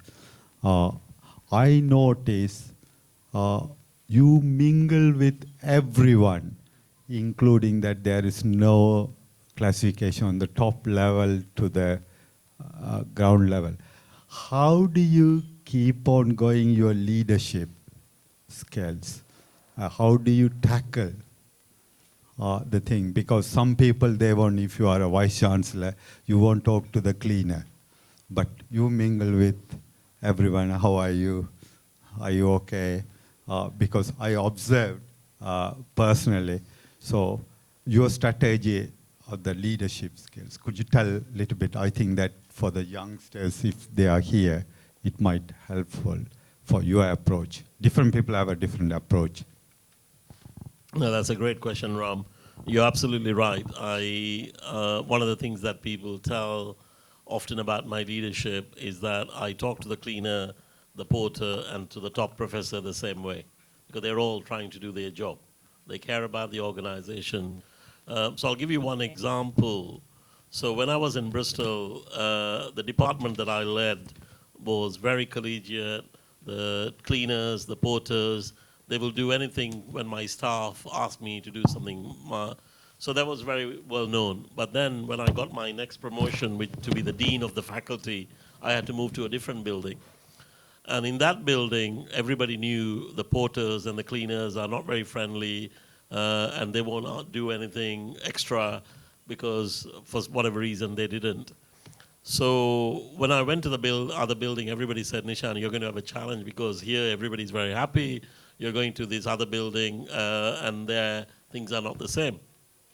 So when I go to the other building, every morning when I walk past, the porters, they are there, I say good morning, and they will not say anything. And I carried on saying good morning, and they didn't say much. Then one day I called the head porter into my office, and I said, Tommy, I want you to say good morning and welcome people when they walk into this building, because they come to the second floor to see me. By the time they see you, they have made an impression about this building. You need to be nice to them. He said, the reason we don't do it is the previous guy never talked to us, so we were not sure how to talk to you. But even after that, it was completely changed. It was a very simple thing, but then everybody said, this department is very different, the porters are talking to everybody. It's about how you treat people. If you treat people well, they treat you well back. And it's very simple. And even now in Leicester, I'm the Vice Chancellor, I talk to the cleaners every morning, I talk to the porters, because they just care about their job, and they just want to do a good job. And for them, it means a lot, the fact that I know their name and I talk to them. And I think in life, that's what you learn. I think it started for me in my childhood. So there's a sad story, a sad incident. So my mum was from a different kind of a background. Lived in Colombo, and then after marriage she came. But my father was very open-minded. So I'll give you one incident, whereas it still stuck with me because that's why I'm telling you. Well, some of the laborers come to our house, and then while they're having a break, my mum will give them a drink in one of the chirete. My father would say, no, you're not. You're giving it in a glass. That stuck with me from a very young age, that even a laborer in our house drank out of the same glass that we drank. And maybe that had something to do with it. But yeah, I passionately believe you have to treat everybody equally. They're all doing their job. Just because they are a cleaner doesn't mean they're less valuable than other people. And it helps you because very often when you're going through tough times, they are your advocates. They have a lot of influence in the organization you underestimate. So yeah, I'm passionate about treating everybody well and equally, and that has paid me. Wow.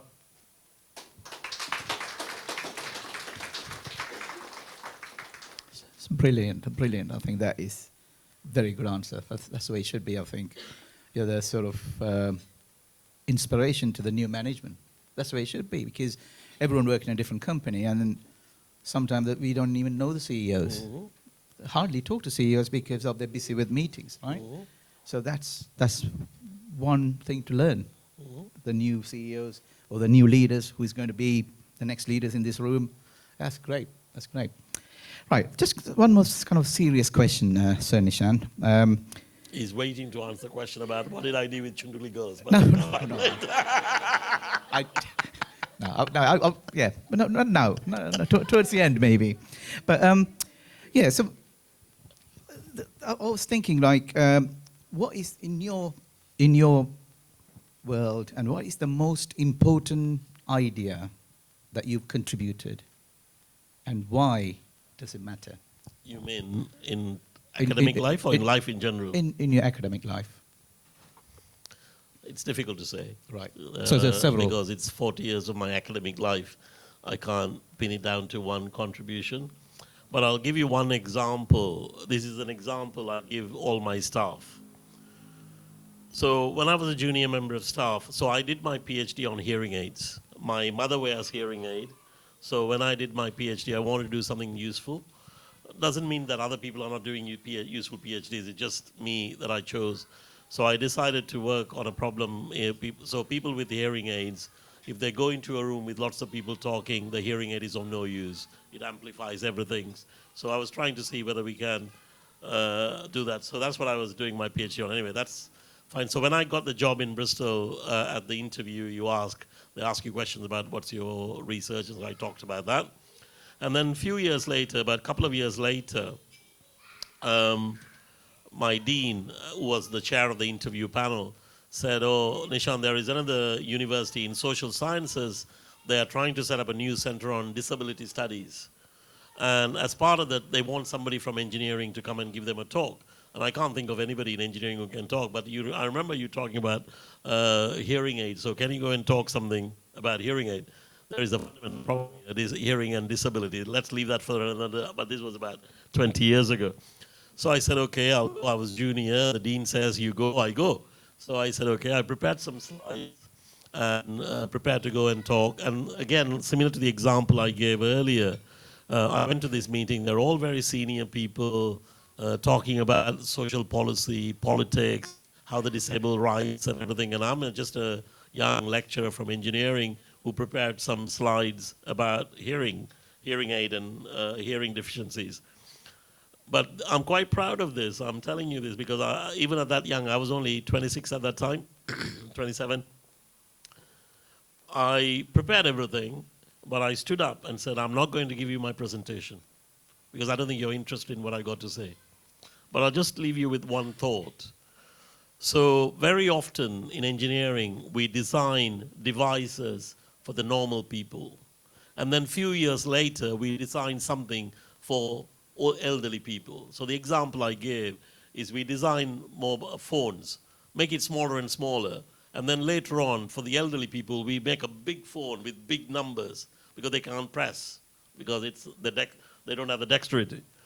Why don't we design from the outset, thinking about what the elderly people do? So for example, if we had voice recognition from the outset, we don't need to worry about having everybody accessing the mobile phone, because the elderly person can say the numbers just like somebody young.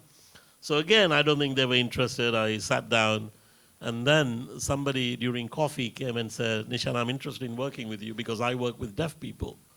And for deaf people, we can't use mobile phones.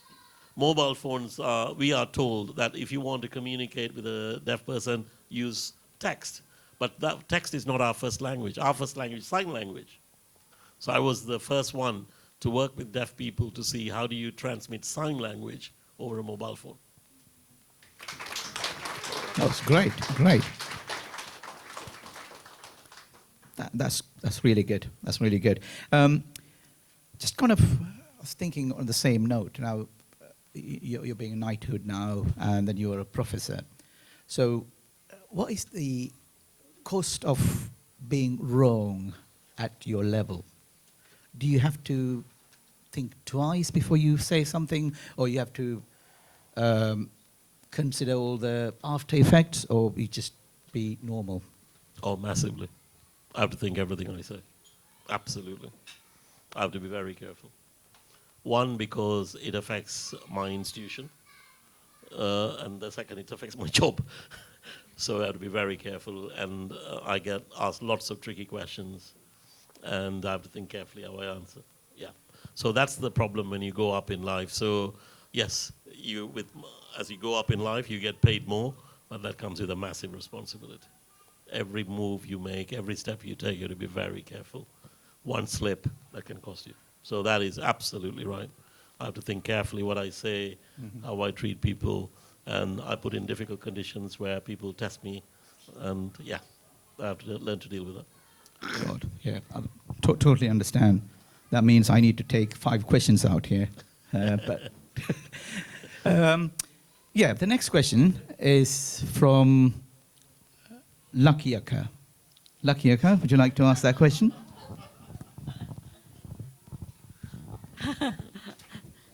Sorry, Nishan, and I'm so privileged to be here.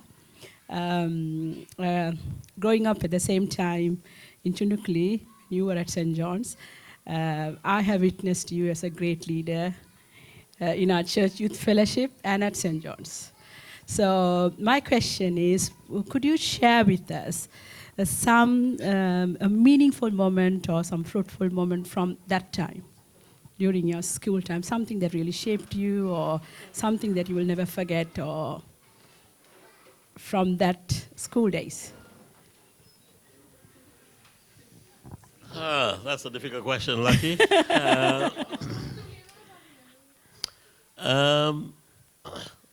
So one thing that I don't know whether it's my naivety or whether it shows how I think about things in life. So I was 18, and in fact, it was Principal Anandaraja's time. So in our church, I was very active, as you know. I was in the youth group and so on. And we had the Archbishop come from London, Colombo, to one of our regular services. And after the service, there was a breakfast, and then you can ask questions. And I was only 18 at that time. And then they were asking questions from the parishioners were asking the Archbishop, why is he not visiting some of the parishioners? And I got up and I said, it's unfair to ask the Archbishop to do that when our own priest hasn't done that. And because I passionately believed our priest should have done that. And then Anandaraja, master, the principal, saw me the next day. He said, just be careful what you say. So that moment stuck with me in the sense I was not frightened to challenge, but equally I learned you have to be careful. You can't challenge every time. Sometimes you just have to hold your tongue. Thank you. Thank you. Just a quick sort of a light touch question here. Well, if two professors trying to argue, and one of them is knighted, who wins? I don't want a one-word answer, and after you answer, Lady Tabitha has to qualify that. Sorry, two professors argue, and? One is knighted. Yeah. Who wins? The argument wins. Yeah, the argument wins. Just because you have a title doesn't mean you have a monopoly on truth. Okay, so that means if the argument is something silly. Doesn't matter. Doesn't matter. Okay, then I'll ask the question to Tabitha, Lady Tabitha to qualify. Who wins at home?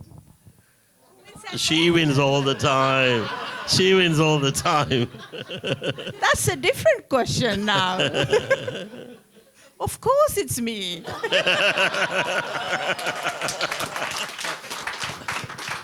So now if you know how I manage my staff at work, because I got very good training at home. That's perfect. That's perfect. That's a perfect answer. Thank you. Thank you. Right, the one question now Shurain wants to ask. Shurain, it's over to you. Hi, Anna. I'm just wondering whether you're going to share your failures and missed learn more from the failures than your successes. So, yeah, if you're okay to share this, thanks. That's a good question. So I don't know whether you can't do everything in life. So one of my biggest regrets is that I haven't read as much as I would have liked to. And the other thing I might regret is I have a very short memory. I have a good memory, but a very short memory. So even my wife and children say, I watch a film again and I won't remember whether I watched it before or not. So that's one of my problems. But I think the thing that not a failure, but I regret not doing more, is reading more widely about different subjects. I guess there's always a limit to how much you can read, but that is one thing. And the second thing that although it's not a problem now because I've overcome it, but when I was early in my career, I was very reluctant to network much. So when I was early in my lectureship, there'll be meeting in London, I just say, I can't be bothered, it's just people having small talk. I'm not good. But that was important. Now I realize why that networking is important. Fortunately, it hasn't affected me badly, but for the younger people in the university, I tell them, please network. Networking is very important, especially in this country. This country works on networking. You need to know the people, and you need to have a reputation. It's still a very odd thing to say. This country, networking is critical. So I wish I did more.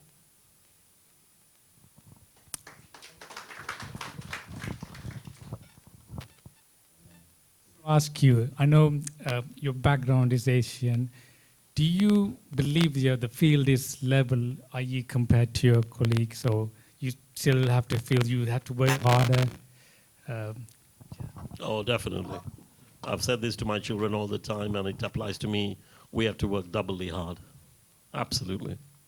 And I see, and I'm not breaking any confidence, I see people in a similar role, and I think many other people I know in the Asian community are much better than them, having got the same opportunity. Sad to say it, but you have to work hard. Equally, the flip side is you have to be very careful. So, for example, when Adi asked me about making mistakes, I have to be very careful because, again, the spotlight is on you. So so in Leicester, I'm the first non-white vice-chancellor, and even in Bristol, I was the first non-white person to be on the senior team. I always felt an added responsibility because if I failed, then I might deny the opportunity for other Asians in the future. Because they will always say, we appointed an Asian, you know what happened last time. So you feel double pressure. So you want to succeed, I want to succeed, so that any Asian after me doesn't get affected because I didn't do a good job.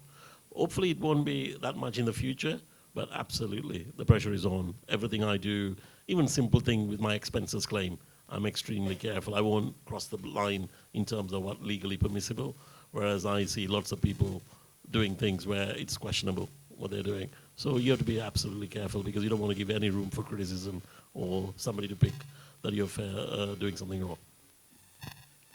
Absolutely, absolutely. This is the next one is about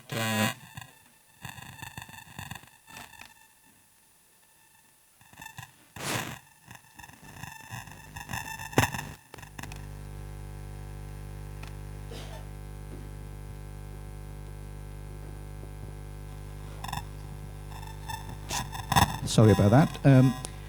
The next one is a slightly serious one. I know I'm not saying you're going to, but looking forward. So when you kind of retire in 15 years, 20 years' time, so what legacy would you like to leave for the family and for the community and for the country? It's a weird question because I've been thinking about it a lot. Hopefully I've already left a legacy for my future generation in terms of aspiring to achieve great things. I'm not trying to be, sorry about this.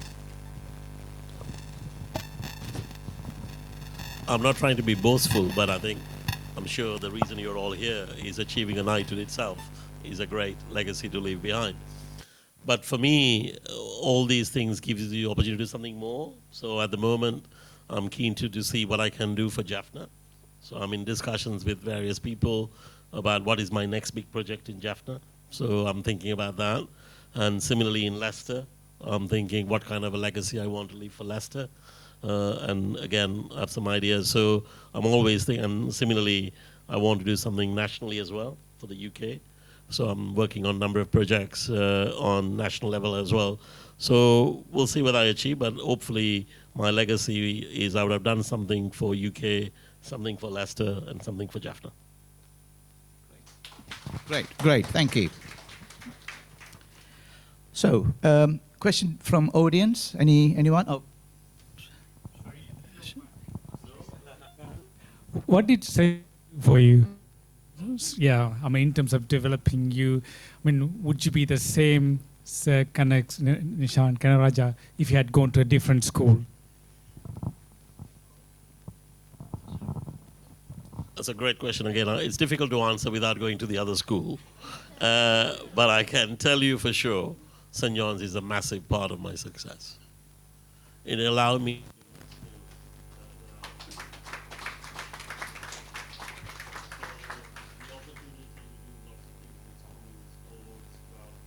being part of the societies and discipline. Discipline is important, absolutely important. Treating elders and things, even now, I think that's something that I value a lot. So absolutely, that cultivated attitude of respect, discipline, professionalism, and being open to new ideas, willing to try different things, that all you learnt at school. And I think I would certainly encourage all the schools to do it because it's much easier to do it when you're young and make mistakes. You can't do that later on in life. And that's what the school should allow you to do. Expose yourself to different circumstances, different challenges, so you find out what you're good at and what you're not, and what are you keen to take further. So St. John's was a massive part, and a lot of the schools do, but I think more and more schools should make sure they don't focus just purely on A-level results or O-level results, but think about what kind of an education we provide for our future generation. Absolutely.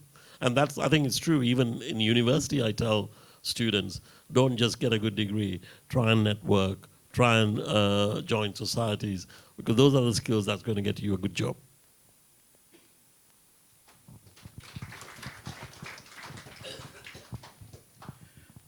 Anyone from the audience? Any burning questions? Oh, good. Yeah, down there. Oh, we can shout. Or I can give it.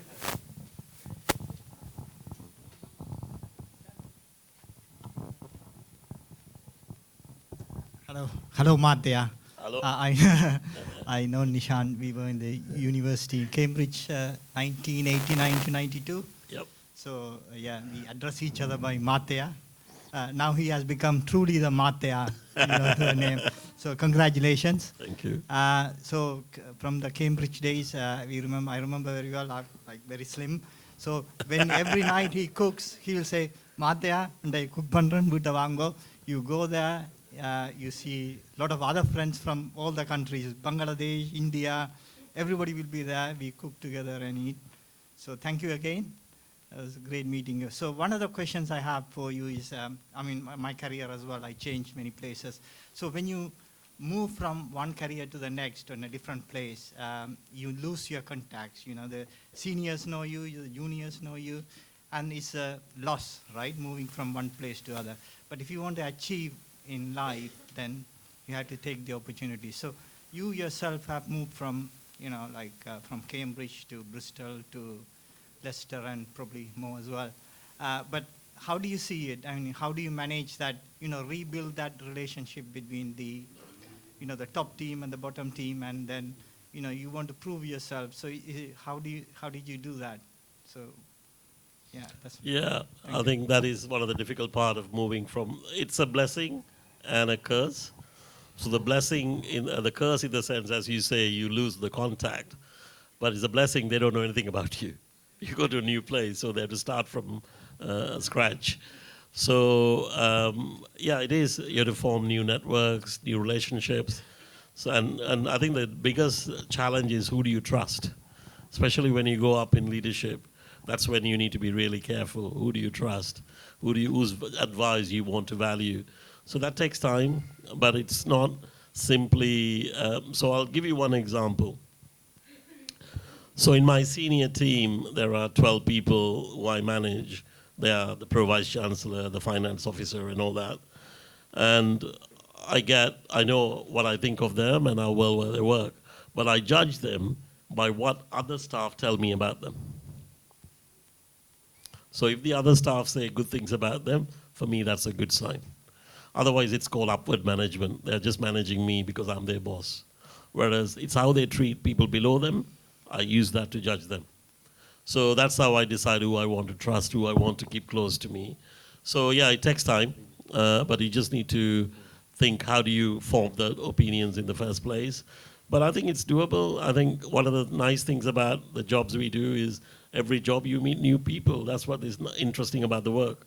You're meeting new people, you learn from them, they learn from you. So I enjoy that. I think it's a great challenge. But yeah, otherwise it can get boring after a while.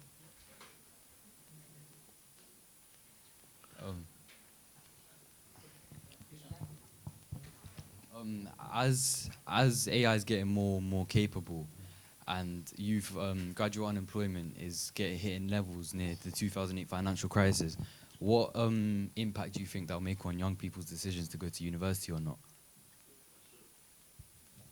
So I think AI is not going to do everything. So AI is good at replicating and obviously coming up with answers to certain situations. But what it can't do is empathy. What it can't do is judgment. If you give two situations and say make a judgment, which one is better? It can't do that. So there are limitations what AI can do.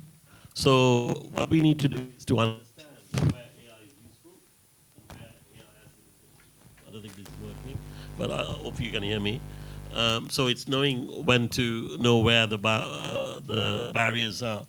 So I think going to university is still critical for two reasons. One, AI works on what's information is already available. It doesn't tell you what's going to be available in a few years' time. So if you want to know what the future is, you have to learn it and you have to develop the future. And that's what we do in universities. We're trying to predict what the future might be. So for example, AI is not there now, but in the university, we were working on AI 10 years ago. But it was not mainstream then. But we were trying to figure out what the future might look like.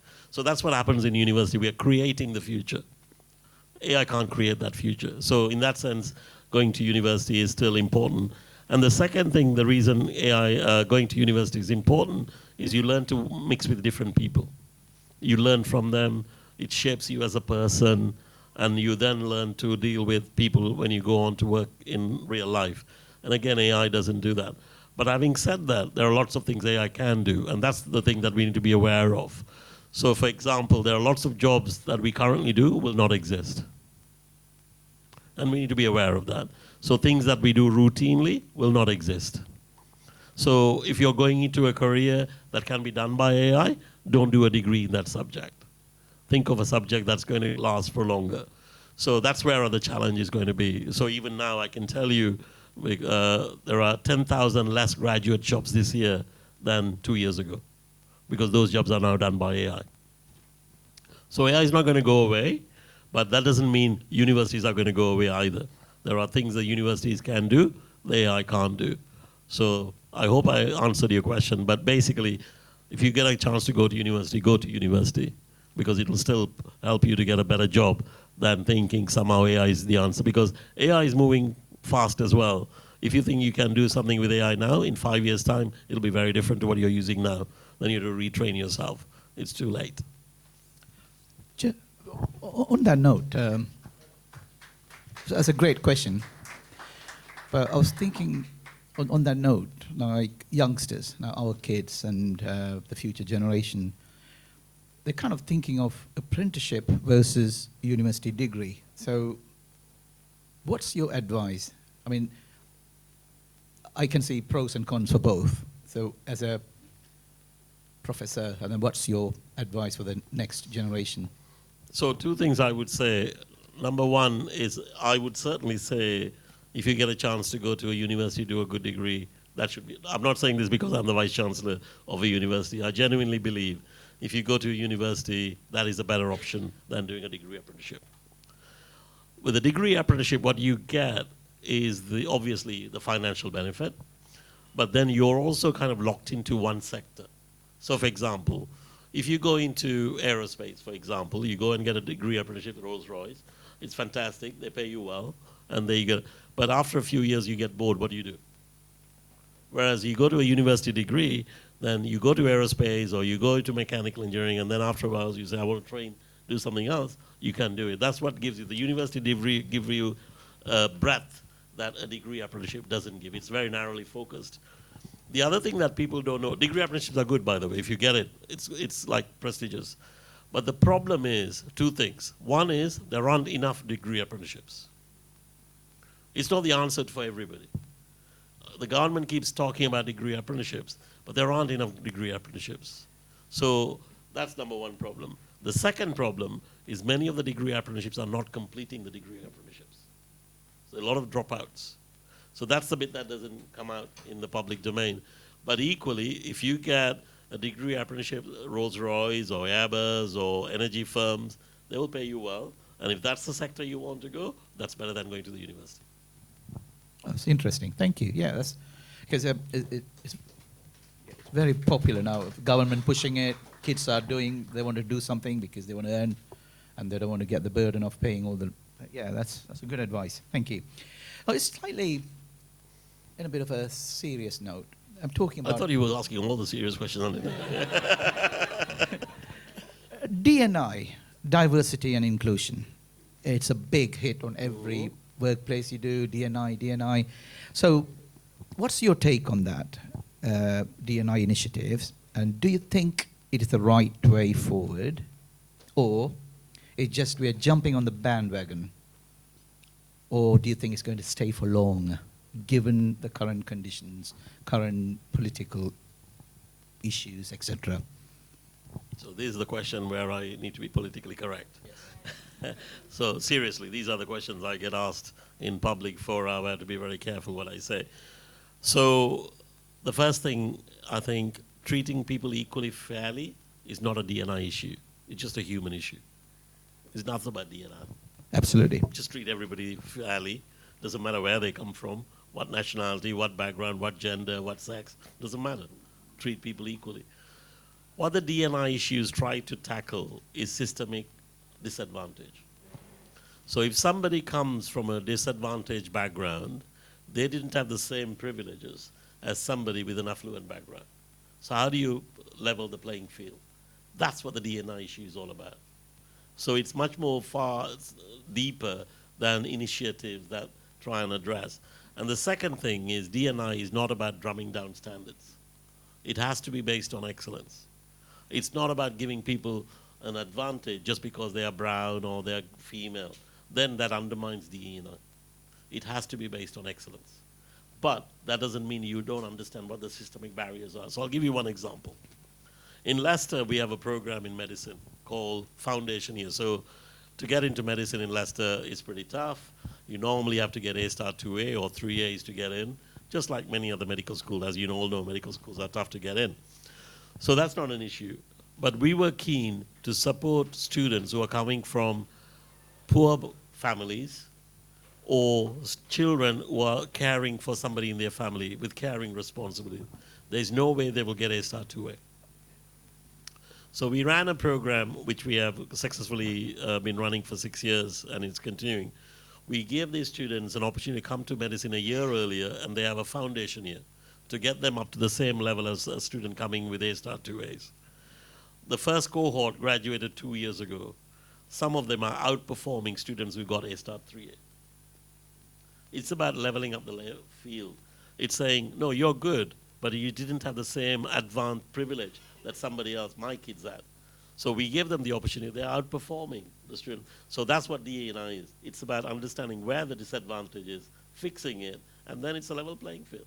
So the same, but I think it's not going to go away. There are a lot of systemic barriers for race, gender. That's not like, for example, one of the big challenges that I'm trying to fix in the university system is known as the gender pay gap. So the gender pay gap is a massive issue. So nationally, in the university sector, the gender pay gap is about 15%. That means women are paid 15% less for doing the same job as a man. That needs to be fixed. But the problem for fixing it is not overnight. I've been working on it for 6 years, and I've brought it down from 14% to 9%. It will take time, because certain jobs are favored by the female, part-time jobs, or certain types of, and that's not going to change. So it's about finding the right balance. So what I'm trying to say is that DNA is a much more deeper issue than initiatives that you hear about. I know at the moment it's coming under a lot of attack. I think it's wrong.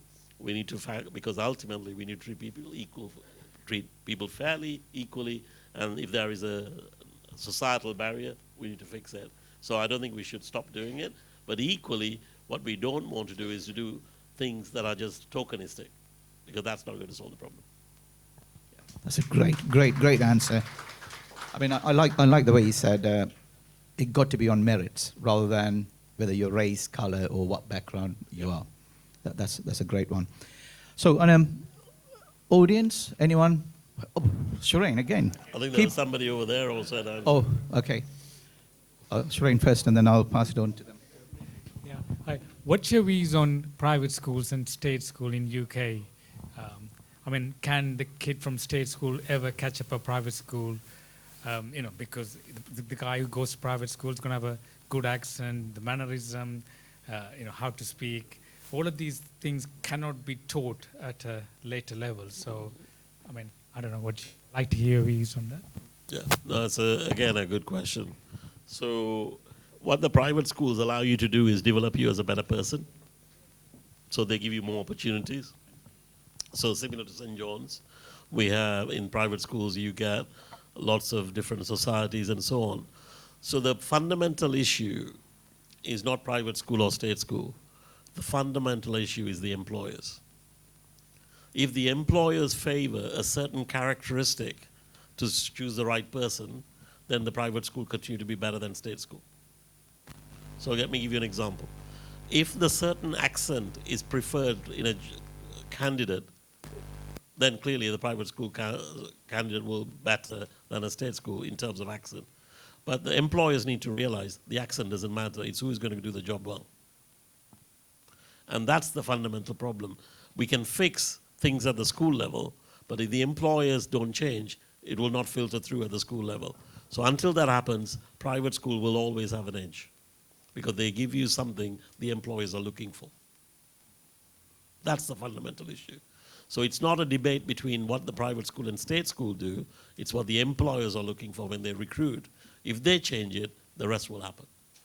But having said that, I can tell you, and in the universities we see this all the time, state school kids are very capable.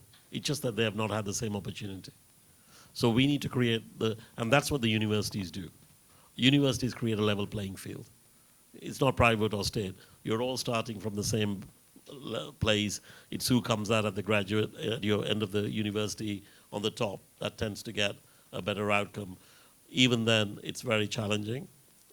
So the short answer to your question is private schools still have an advantage in our society, especially particularly in the UK.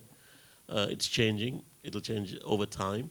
But at the same time, that should not allow us to discriminate against state school children.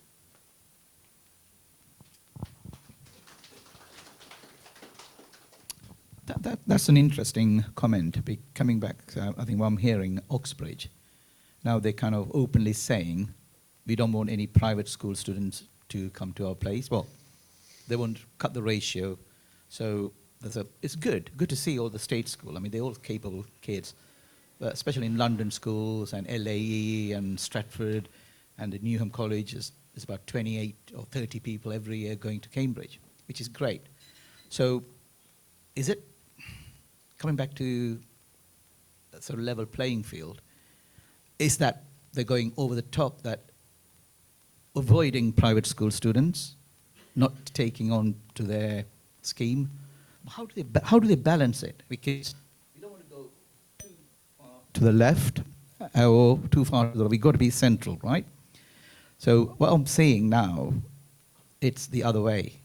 I'm not saying it's bad, but what's your view on it?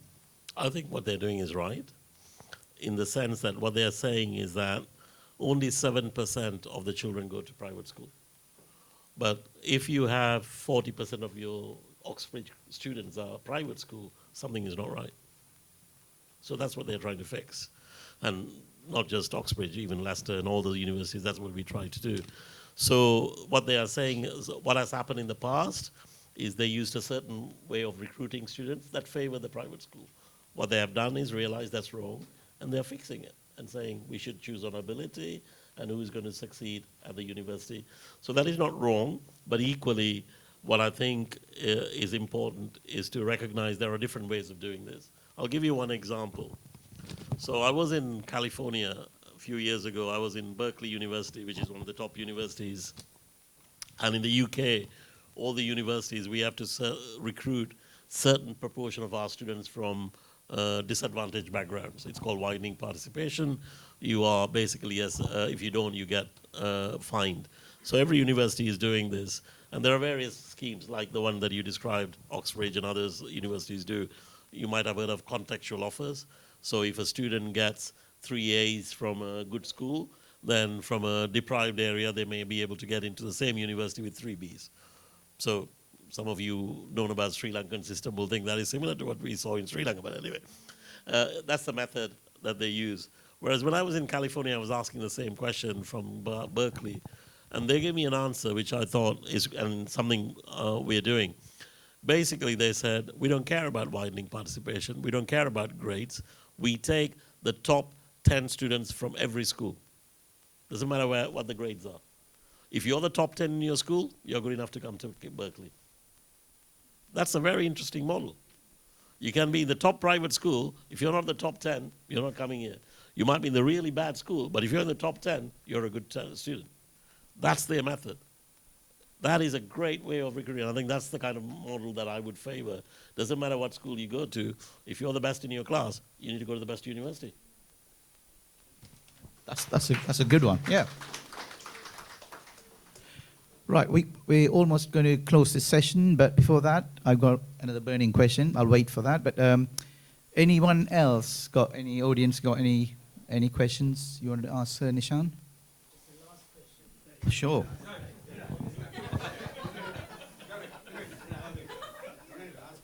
So, we are all very proud of you, Sir Nishan. But after you've been knighted, what you are going to do for your own country, Sri Lanka, and especially the north? Sorry. What did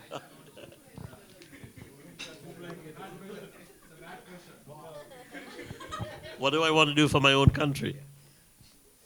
So that's difficult. It's not. I can't do it on my own. I can tell you what I would like. What I would like to do, and I've said this openly, and I'm talking to various people at senior level. There are two things I would like to do to Sri Lanka. I want the Sri Lankan University to do more research. I think we need to do research. We need to understand if we have to solve problems that are facing Sri Lanka, the Sri Lankans have to fix it. And the universities have to step up and fix it. And the second thing I would like to do is to make sure in Jaffna we create an ecosystem where we encourage entrepreneurship. So it's not about everybody going to university. If you want to be a businessman, if you want to start up a company, you can do it. So that's what I'm working on. If anybody here would like to join me in that venture, I'll be very keen to talk to you.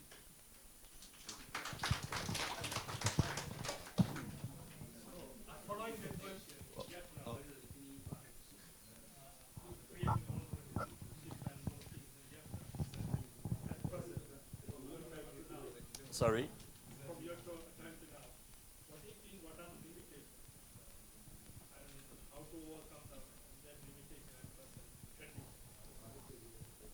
So obviously I have limited knowledge. So there are a number of things we need to fix. One is parental expectations. Because if the parental expectation is you're going to university, that is the measure of success. This is not going to succeed.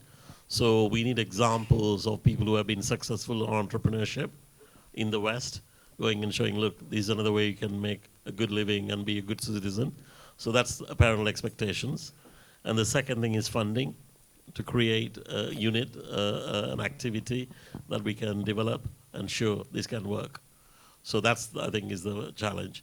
And the third one is less of an issue, but it could be an issue, is whether there are any government restrictions. But that's where I'm working on at the moment.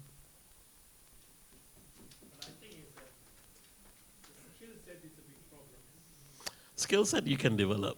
You can develop over time.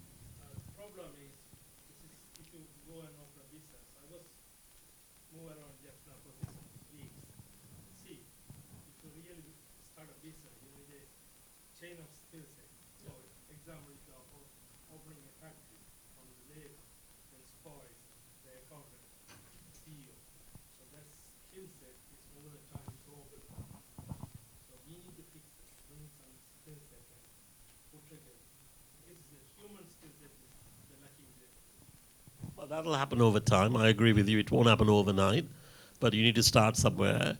And I think it's easier to start and show what success good looks like, then people want to be part of that success. At the moment, they don't have any examples to follow, so that's part of the problem.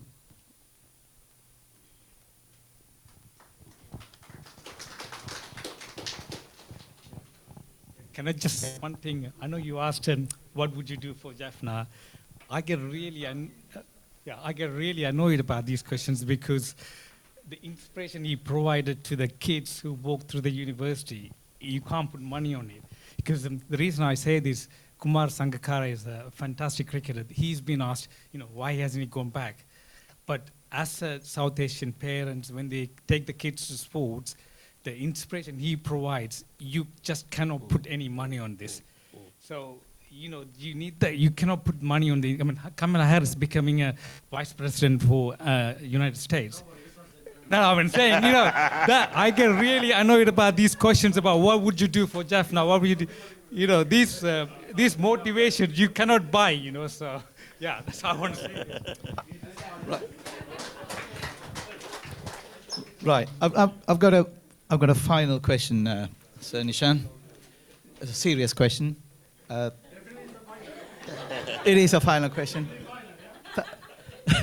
Lady Tabitha, you can cover your ears. Being knighted, are you a big hit with more ladies now? Well, I meant to say good friends. I've not noticed. It made no difference to me. No, I don't think so.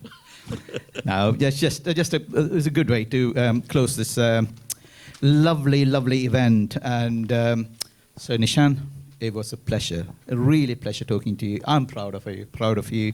And it's an honor to interview you as well. Honestly, I meant it. And best wishes for your future, and thank you. Really big thank you. Can everyone give a big applause? Thank you. And before you, and also a very big thank you for all of our community. Without you, we couldn't have done this. And thank you, every single one, for coming here, honoring Sir Nishan. Thank you. Please do this again. Thank you, thank you, thank you. And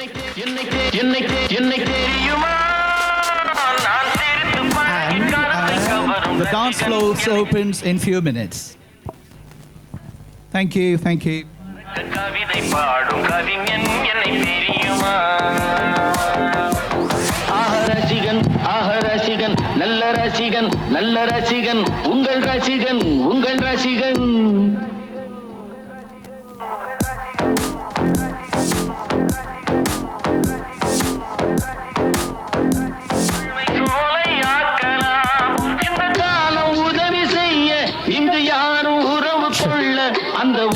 Ladies and gentlemen, desserts are ready, so please help yourself.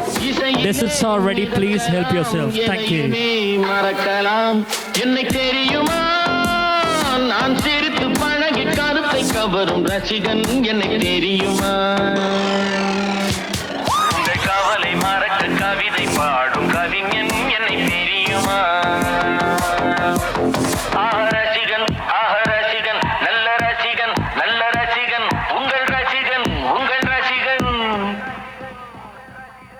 என்னை தெரியுமா நான் சிரித்து பழகி கருத்தை கவரும் ரசிகன் என்னை தெரியுமா உங்கள் கவலை மறக்க கவிதை பாடும் கவிஞன் என்னை தெரியுமா ரசிகன் ரசிகன் நல்ல ரசிகன் நல்ல ரசிகன் உங்கள் ரசிகன் உங்கள் ரசிகன்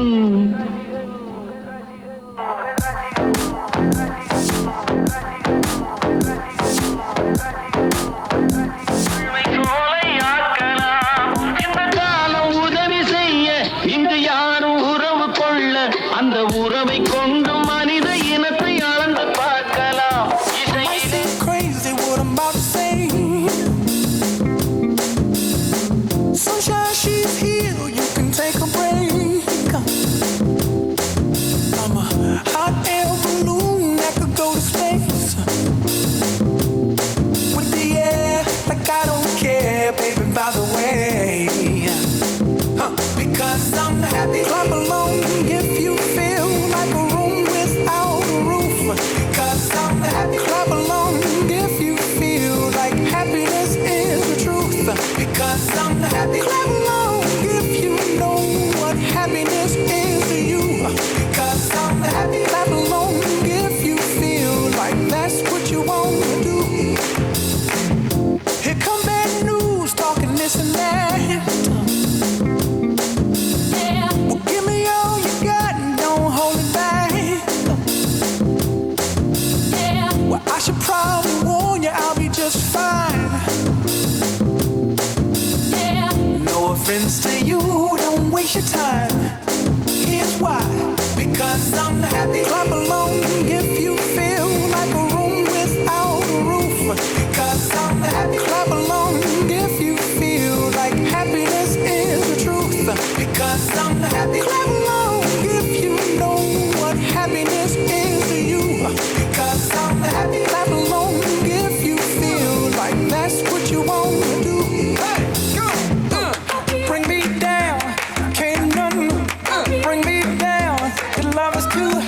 bring me down, bring me down.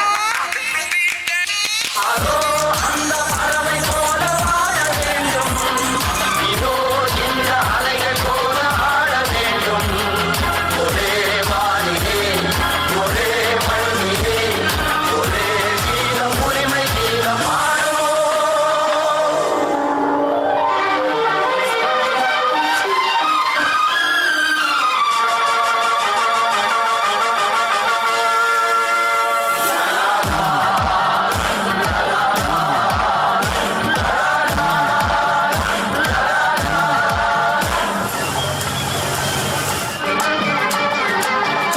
காற்று நம்மை அடிமை என்று விலகவில்லையே, கடல் நீரும் அடிமை என்று சுடுவதில்லையே, சுடுவதில்லையே. காலம் நம்மை விட்டு விட்டு நடப்பதில்லையே, காதல் பாசம் தாய்மை நம்மை மறப்பதில்லையே. ஒரே வானிலே, ஒரே மண்ணிலே, ஒரே கீதம், உரிமை கீதம் பாடுவோம். அதோ அந்த பறவை போல வாழ வேண்டும், இதோ இந்த அலைகள் போல ஆட வேண்டும். ஒரே வானிலே, ஒரே மண்ணிலே, ஒரே கீதம், உரிமை கீதம் பாடுவோம்.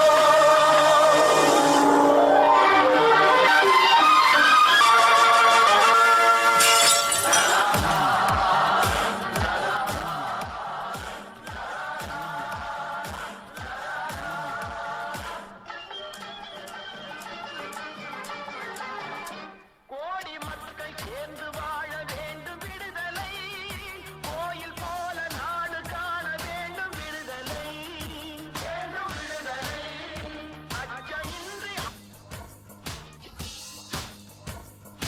This is that ice cold Michelle fight for that white gold. This one for them hood girls, them good girls, straight masterpieces. Stylin', wildin', living it up in the city. Got Chuck's on with Saint Laurent. Gotta kiss myself, I'm so pretty. I'm too hot. Call the police and the fireman. I'm too hot. Make a dragon wanna retire, man. I'm too hot. Say my name, you know who I am. I'm too hot. And my band bought that money. Break it down. Girls hit you, hallelujah. Girls hit you, hallelujah. Girls hit you, hallelujah. Cause Uptown Funk don't give it to you. Cause Uptown Funk don't give it to you. Cause Uptown Funk don't give it to you. Saturday night and we in the spot. Don't believe me, just watch. Come on.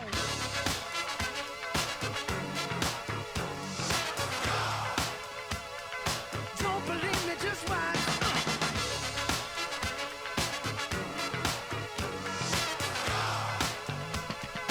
Don't believe me, just watch. Don't believe me, just watch. Don't believe me, just watch. Don't believe me, just watch. I got this feeling inside my bones. It goes electric wavy when I turn it on. Off from my city, off from my home. We're flying up, no ceiling when we in our zone. I got that sunshine in my pocket, got that good soul in my feet. I feel that hot blood in my body when it drops. Ooh, I can't take my eyes off of it, moving so phenomenally. You're more like the way we rock it, so don't stop. And under the lights, when everything goes, nowhere to hide when I'm getting you close. When we move, well, you already know. So just imagine. Nothing I can see but you when you dance, dance, dance. Feel good, good creeping up on you. So just dance, dance, dance. Come on. All those things I shouldn't do, but you dance, dance, dance. And ain't nobody leaving soon, so keep dancing. I can't stop the feeling. So just dance, dance, dance. So just dance, dance, dance. Come on. Ooh, it's something magic. Ooh.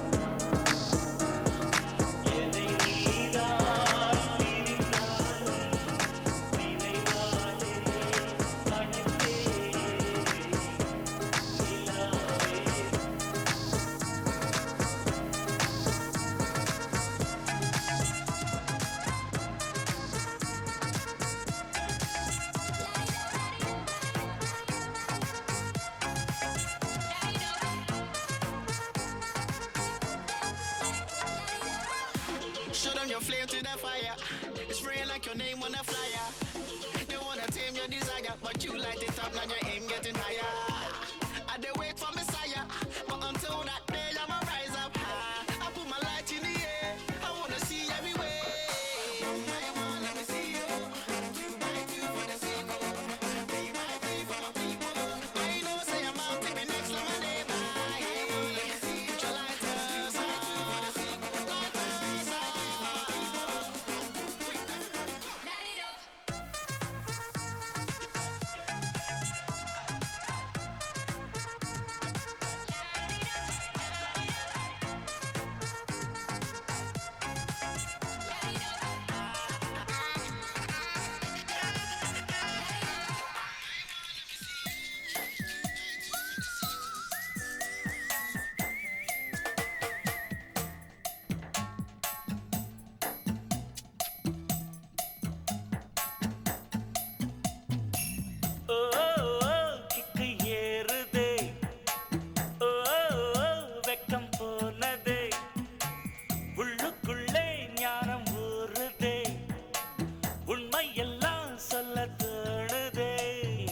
கம்பங்களி தின்னவரும் மண்ணுக்குள்ள அட தங்க பஸ்மம் தின்னவரும் மண்ணுக்குள்ள இந்த வாழ்க்கை வாழத்தான் நாம் பிறக்கையில் கையில் என்ன கொண்டு வந்தோம் கொண்டு செல்ல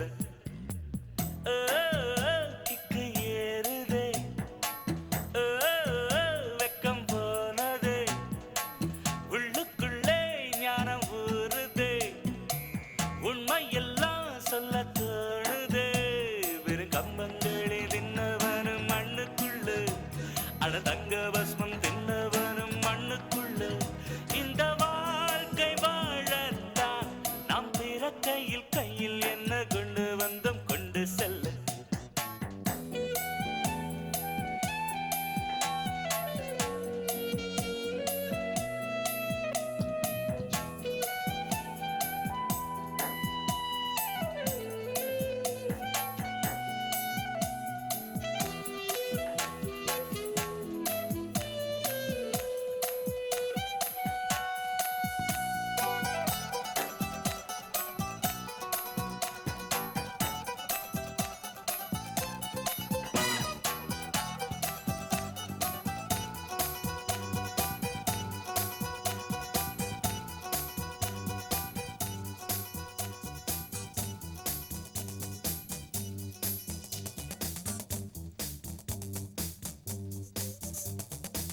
ಕುಲುವಲ್ಲಿಲ್ಲೇ ಮೊಟ್ಟು ಮಲ್ನಲ್ಲೋ ತಟ್ಟಿ ತಟ್ಟಿ ಒಂದ ತೊರನಲ್ಲೋ ತೆನ್ಗುಡಿಕ ಹೇ ತೆನ್ಗುಡಿಕ நேரமுண்டல்லோ தேவதைக்கு வெட்கம் வந்தல்லோ முத்து வந்து முத்தம் கொடுத்தல்லோ பூவுக்குள்ள புயல் அடித்தல்லோ குலுவாலில்லை மொட்டை மலனல்லோ தட்டி தட்டி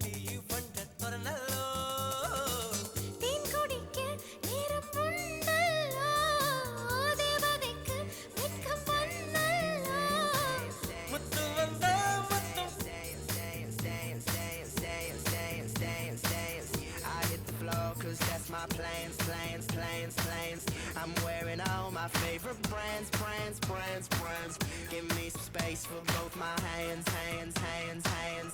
Yeah, yeah, cause it goes on and on and on. And it goes on and on and on. Yeah, I throw my hands up in the air sometimes, saying, ayo, gotta let go. I wanna celebrate and live my life, saying, ayo, baby, let's go. Cause we gon' rock this club, we gon' go all night. We gon' light it up like it's dynamite. Cause I told you once, now I told you twice. We gon' light it up like it's dynamite. I came to move, move, move, move. Get out the way of me and my crew, crew, crew, crew. I'm in the club, so I'm gonna do just what the folk came here to do. Yeah, yeah, cause it goes on and on and on. And it goes on and on and on. Yeah, I throw my hands up in the air sometimes, saying, ayo, gotta let go. I wanna celebrate and live my life, saying, ayo, baby, let's go. Cause we gon' rock this club, we gon' go all night. We gon' light it up like it's dynamite. Cause I told you once, now I told you twice. We gon' light it up like it's dynamite. I'm gonna take it off, I'm gonna take it off, I'm gonna take it off, I'm gonna take it off, I'm gonna take it off,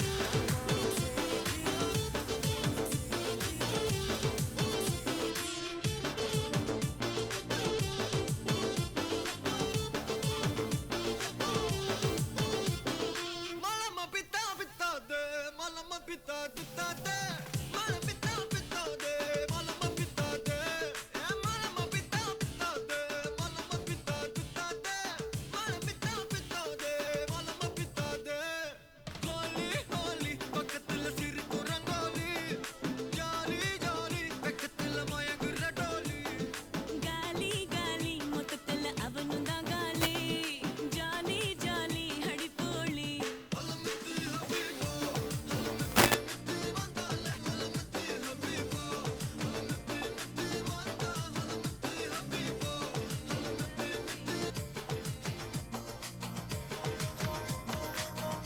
Do you ever feel like a plastic bag drifting through the wind, wanting to start again? Do you ever feel so paper thin, like a house of cards, one blow from caving in? Do you ever feel already buried deep, 6 feet under screens, but no one seems to hear a thing? Do you know that there's still a chance for you? Cause there's a spark in you. You just gotta ignite the light and let it shine. Just on the night, like the 4th of July. Cause baby, you're a firework. Come on, show 'em what you work. Make 'em go, as you shoot across the sky. Baby, you're a firework. Come on, let your colors burst. Make 'em go, you're gonna leave 'em all in You don't have to feel like a wasted space. You're original. Cause you're a sky full of stars. I'm gonna give you my heart. Cause you're a sky full of stars. Cause you light up the park. I don't care, go on and tear me apart. I don't care if you do.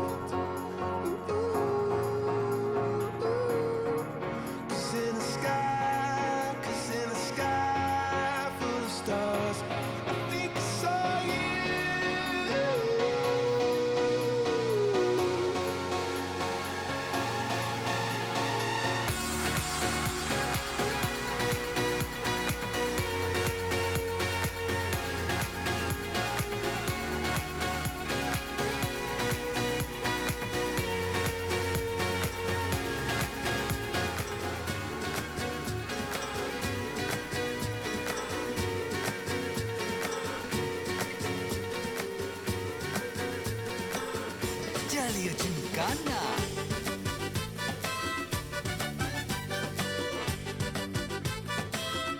ஜாலியா gymkhana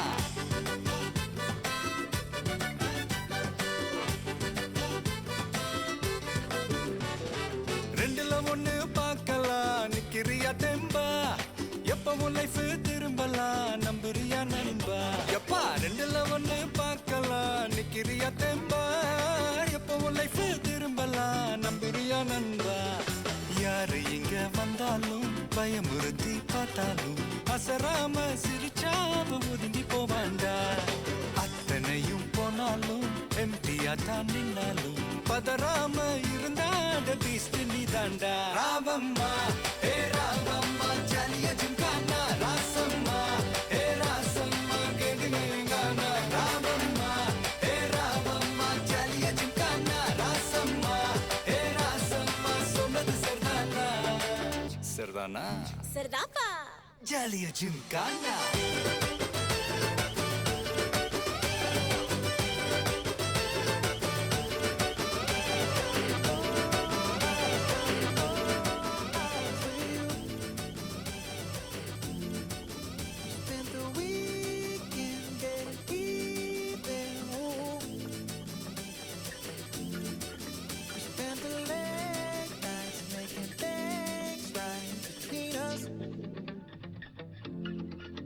Now it's all good, babe.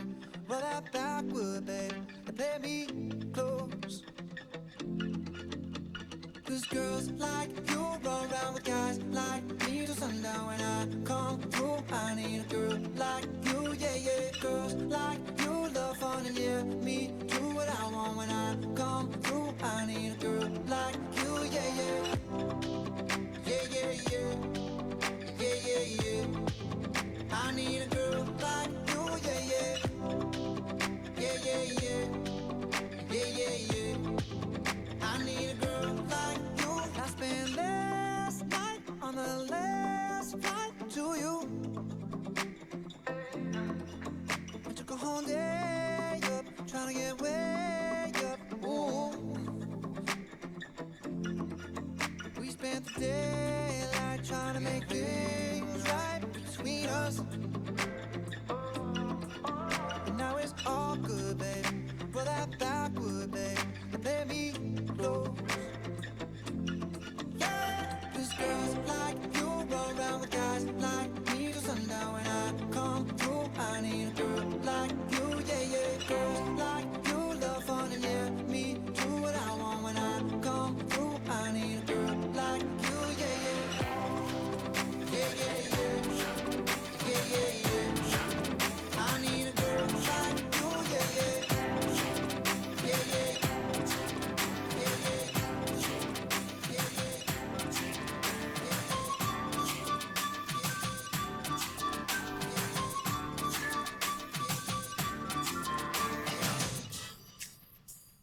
வெடிய கொக்கரக்கோ இருந்த இருட்டலாம் இனிமேலே கொக்கரக்கோ கொக்கர கொக்கரக்கோ சேவல் கொக்கரக்கோ சேவல் குவக்குள்ளே வெடி கோழி கொக்கரக்கோ சங்க சக்கரம் போல மனசு சுத்தர வேளை சுராங்கு நிக்கமாலுக்கனவா அதோ பாருவானம் துணி துவைக்குது மேகம் விலகு போகுது சோகம் நீவா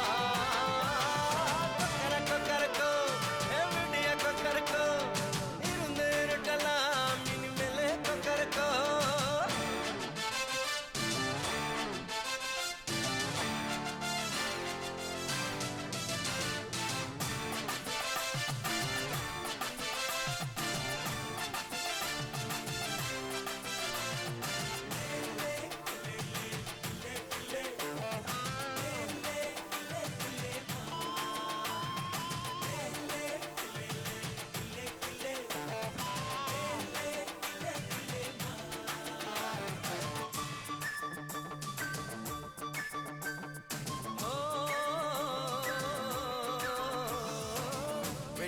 கொலுசுக்குள்ள துளுக்கிற மனசுக்குள்ள சந்தோஷம் நிலைச்சிருக்க சாமி கிட்ட கேட்டிருக்கேன் எல்லாரும் அருகிருக்க பொல்லாப்பு விலகிருக்க அன்பான உங்ககிட்ட நடக்கும் தன்னாலே எழி துணிஞ்சா உலகம் உனக்க பின்னாலே சிரிச்சா சிரிச்சா தம்மீது கொள்ளையடிச்சா மனசு மனசு இப்போது நம்ம பக்கம் காத்து வீசுறதை பார்த்து நல்லவங்களை சேர்த்து நீ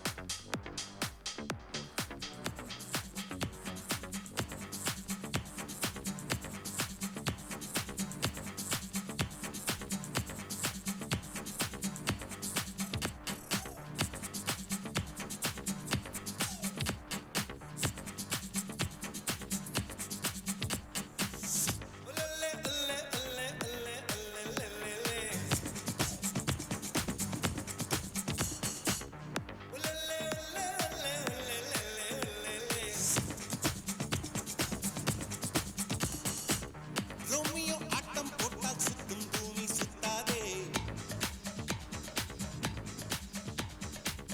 ஐயோ குண்டு சட்டியில் குதிரை ஓட்டக்கூடாதே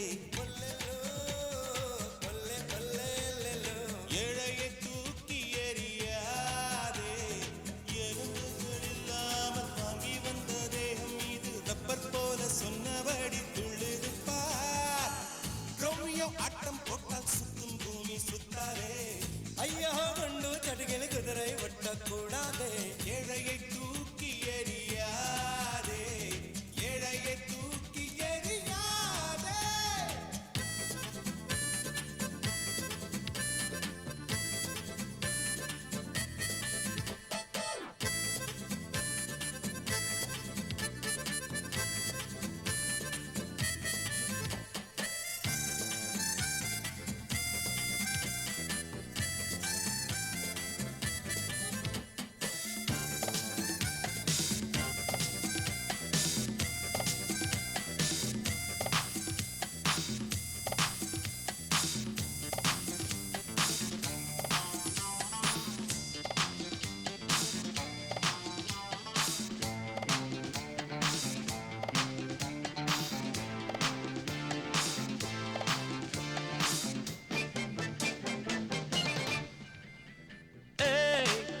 உன்னைத்தானே ஏய் உன்னைத்தானே நீ எந்த ஊரு என்னோடு ஆடு எது நிஜம் இளமை ஜெயிக்கும் தகிடஜம் தகிட தசஜம் இளையவன் கனவு பலிக்கும் தகிடஜம் தகிட தசஜம் திசைகளிட்டு முரசு கொட்டும் வெற்றி திலகம் நான் ஏய் உன்னைத்தானே ஏய் உன்னைத்தானே ஏய் உன்னைத்தானே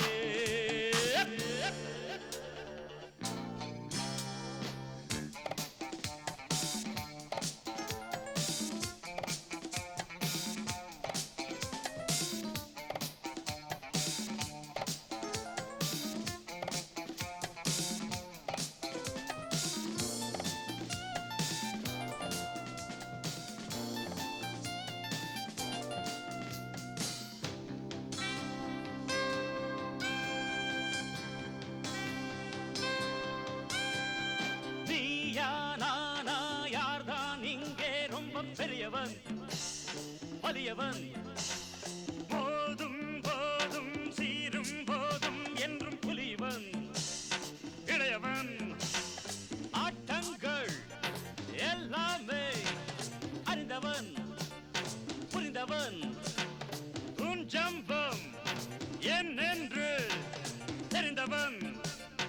புரிந்தவன் தெரியாமல் போட்டி போடும் மனிதா மனிதா சிங்கத்தை வெல்வதென்ன எளிதா எளிதா வான்கோழி மயிலின் ஆட்டம் அறியுமா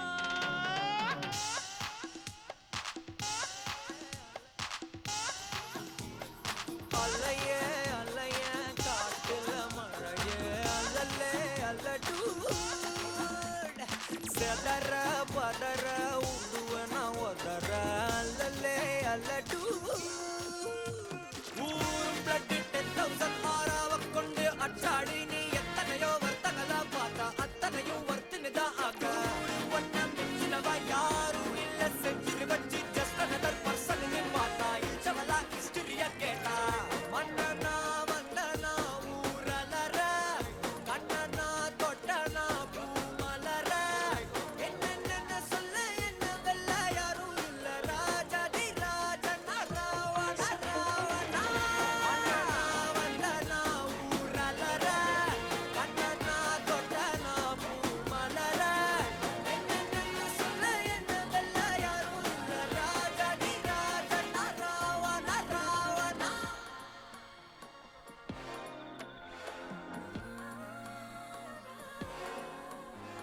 உன்னத்தான பார்த்துக்க நான் இங்க காத்திருக்கேன் நெஞ்சு ஏங்கிருக்க உன்னை பார்க்க வானத்தை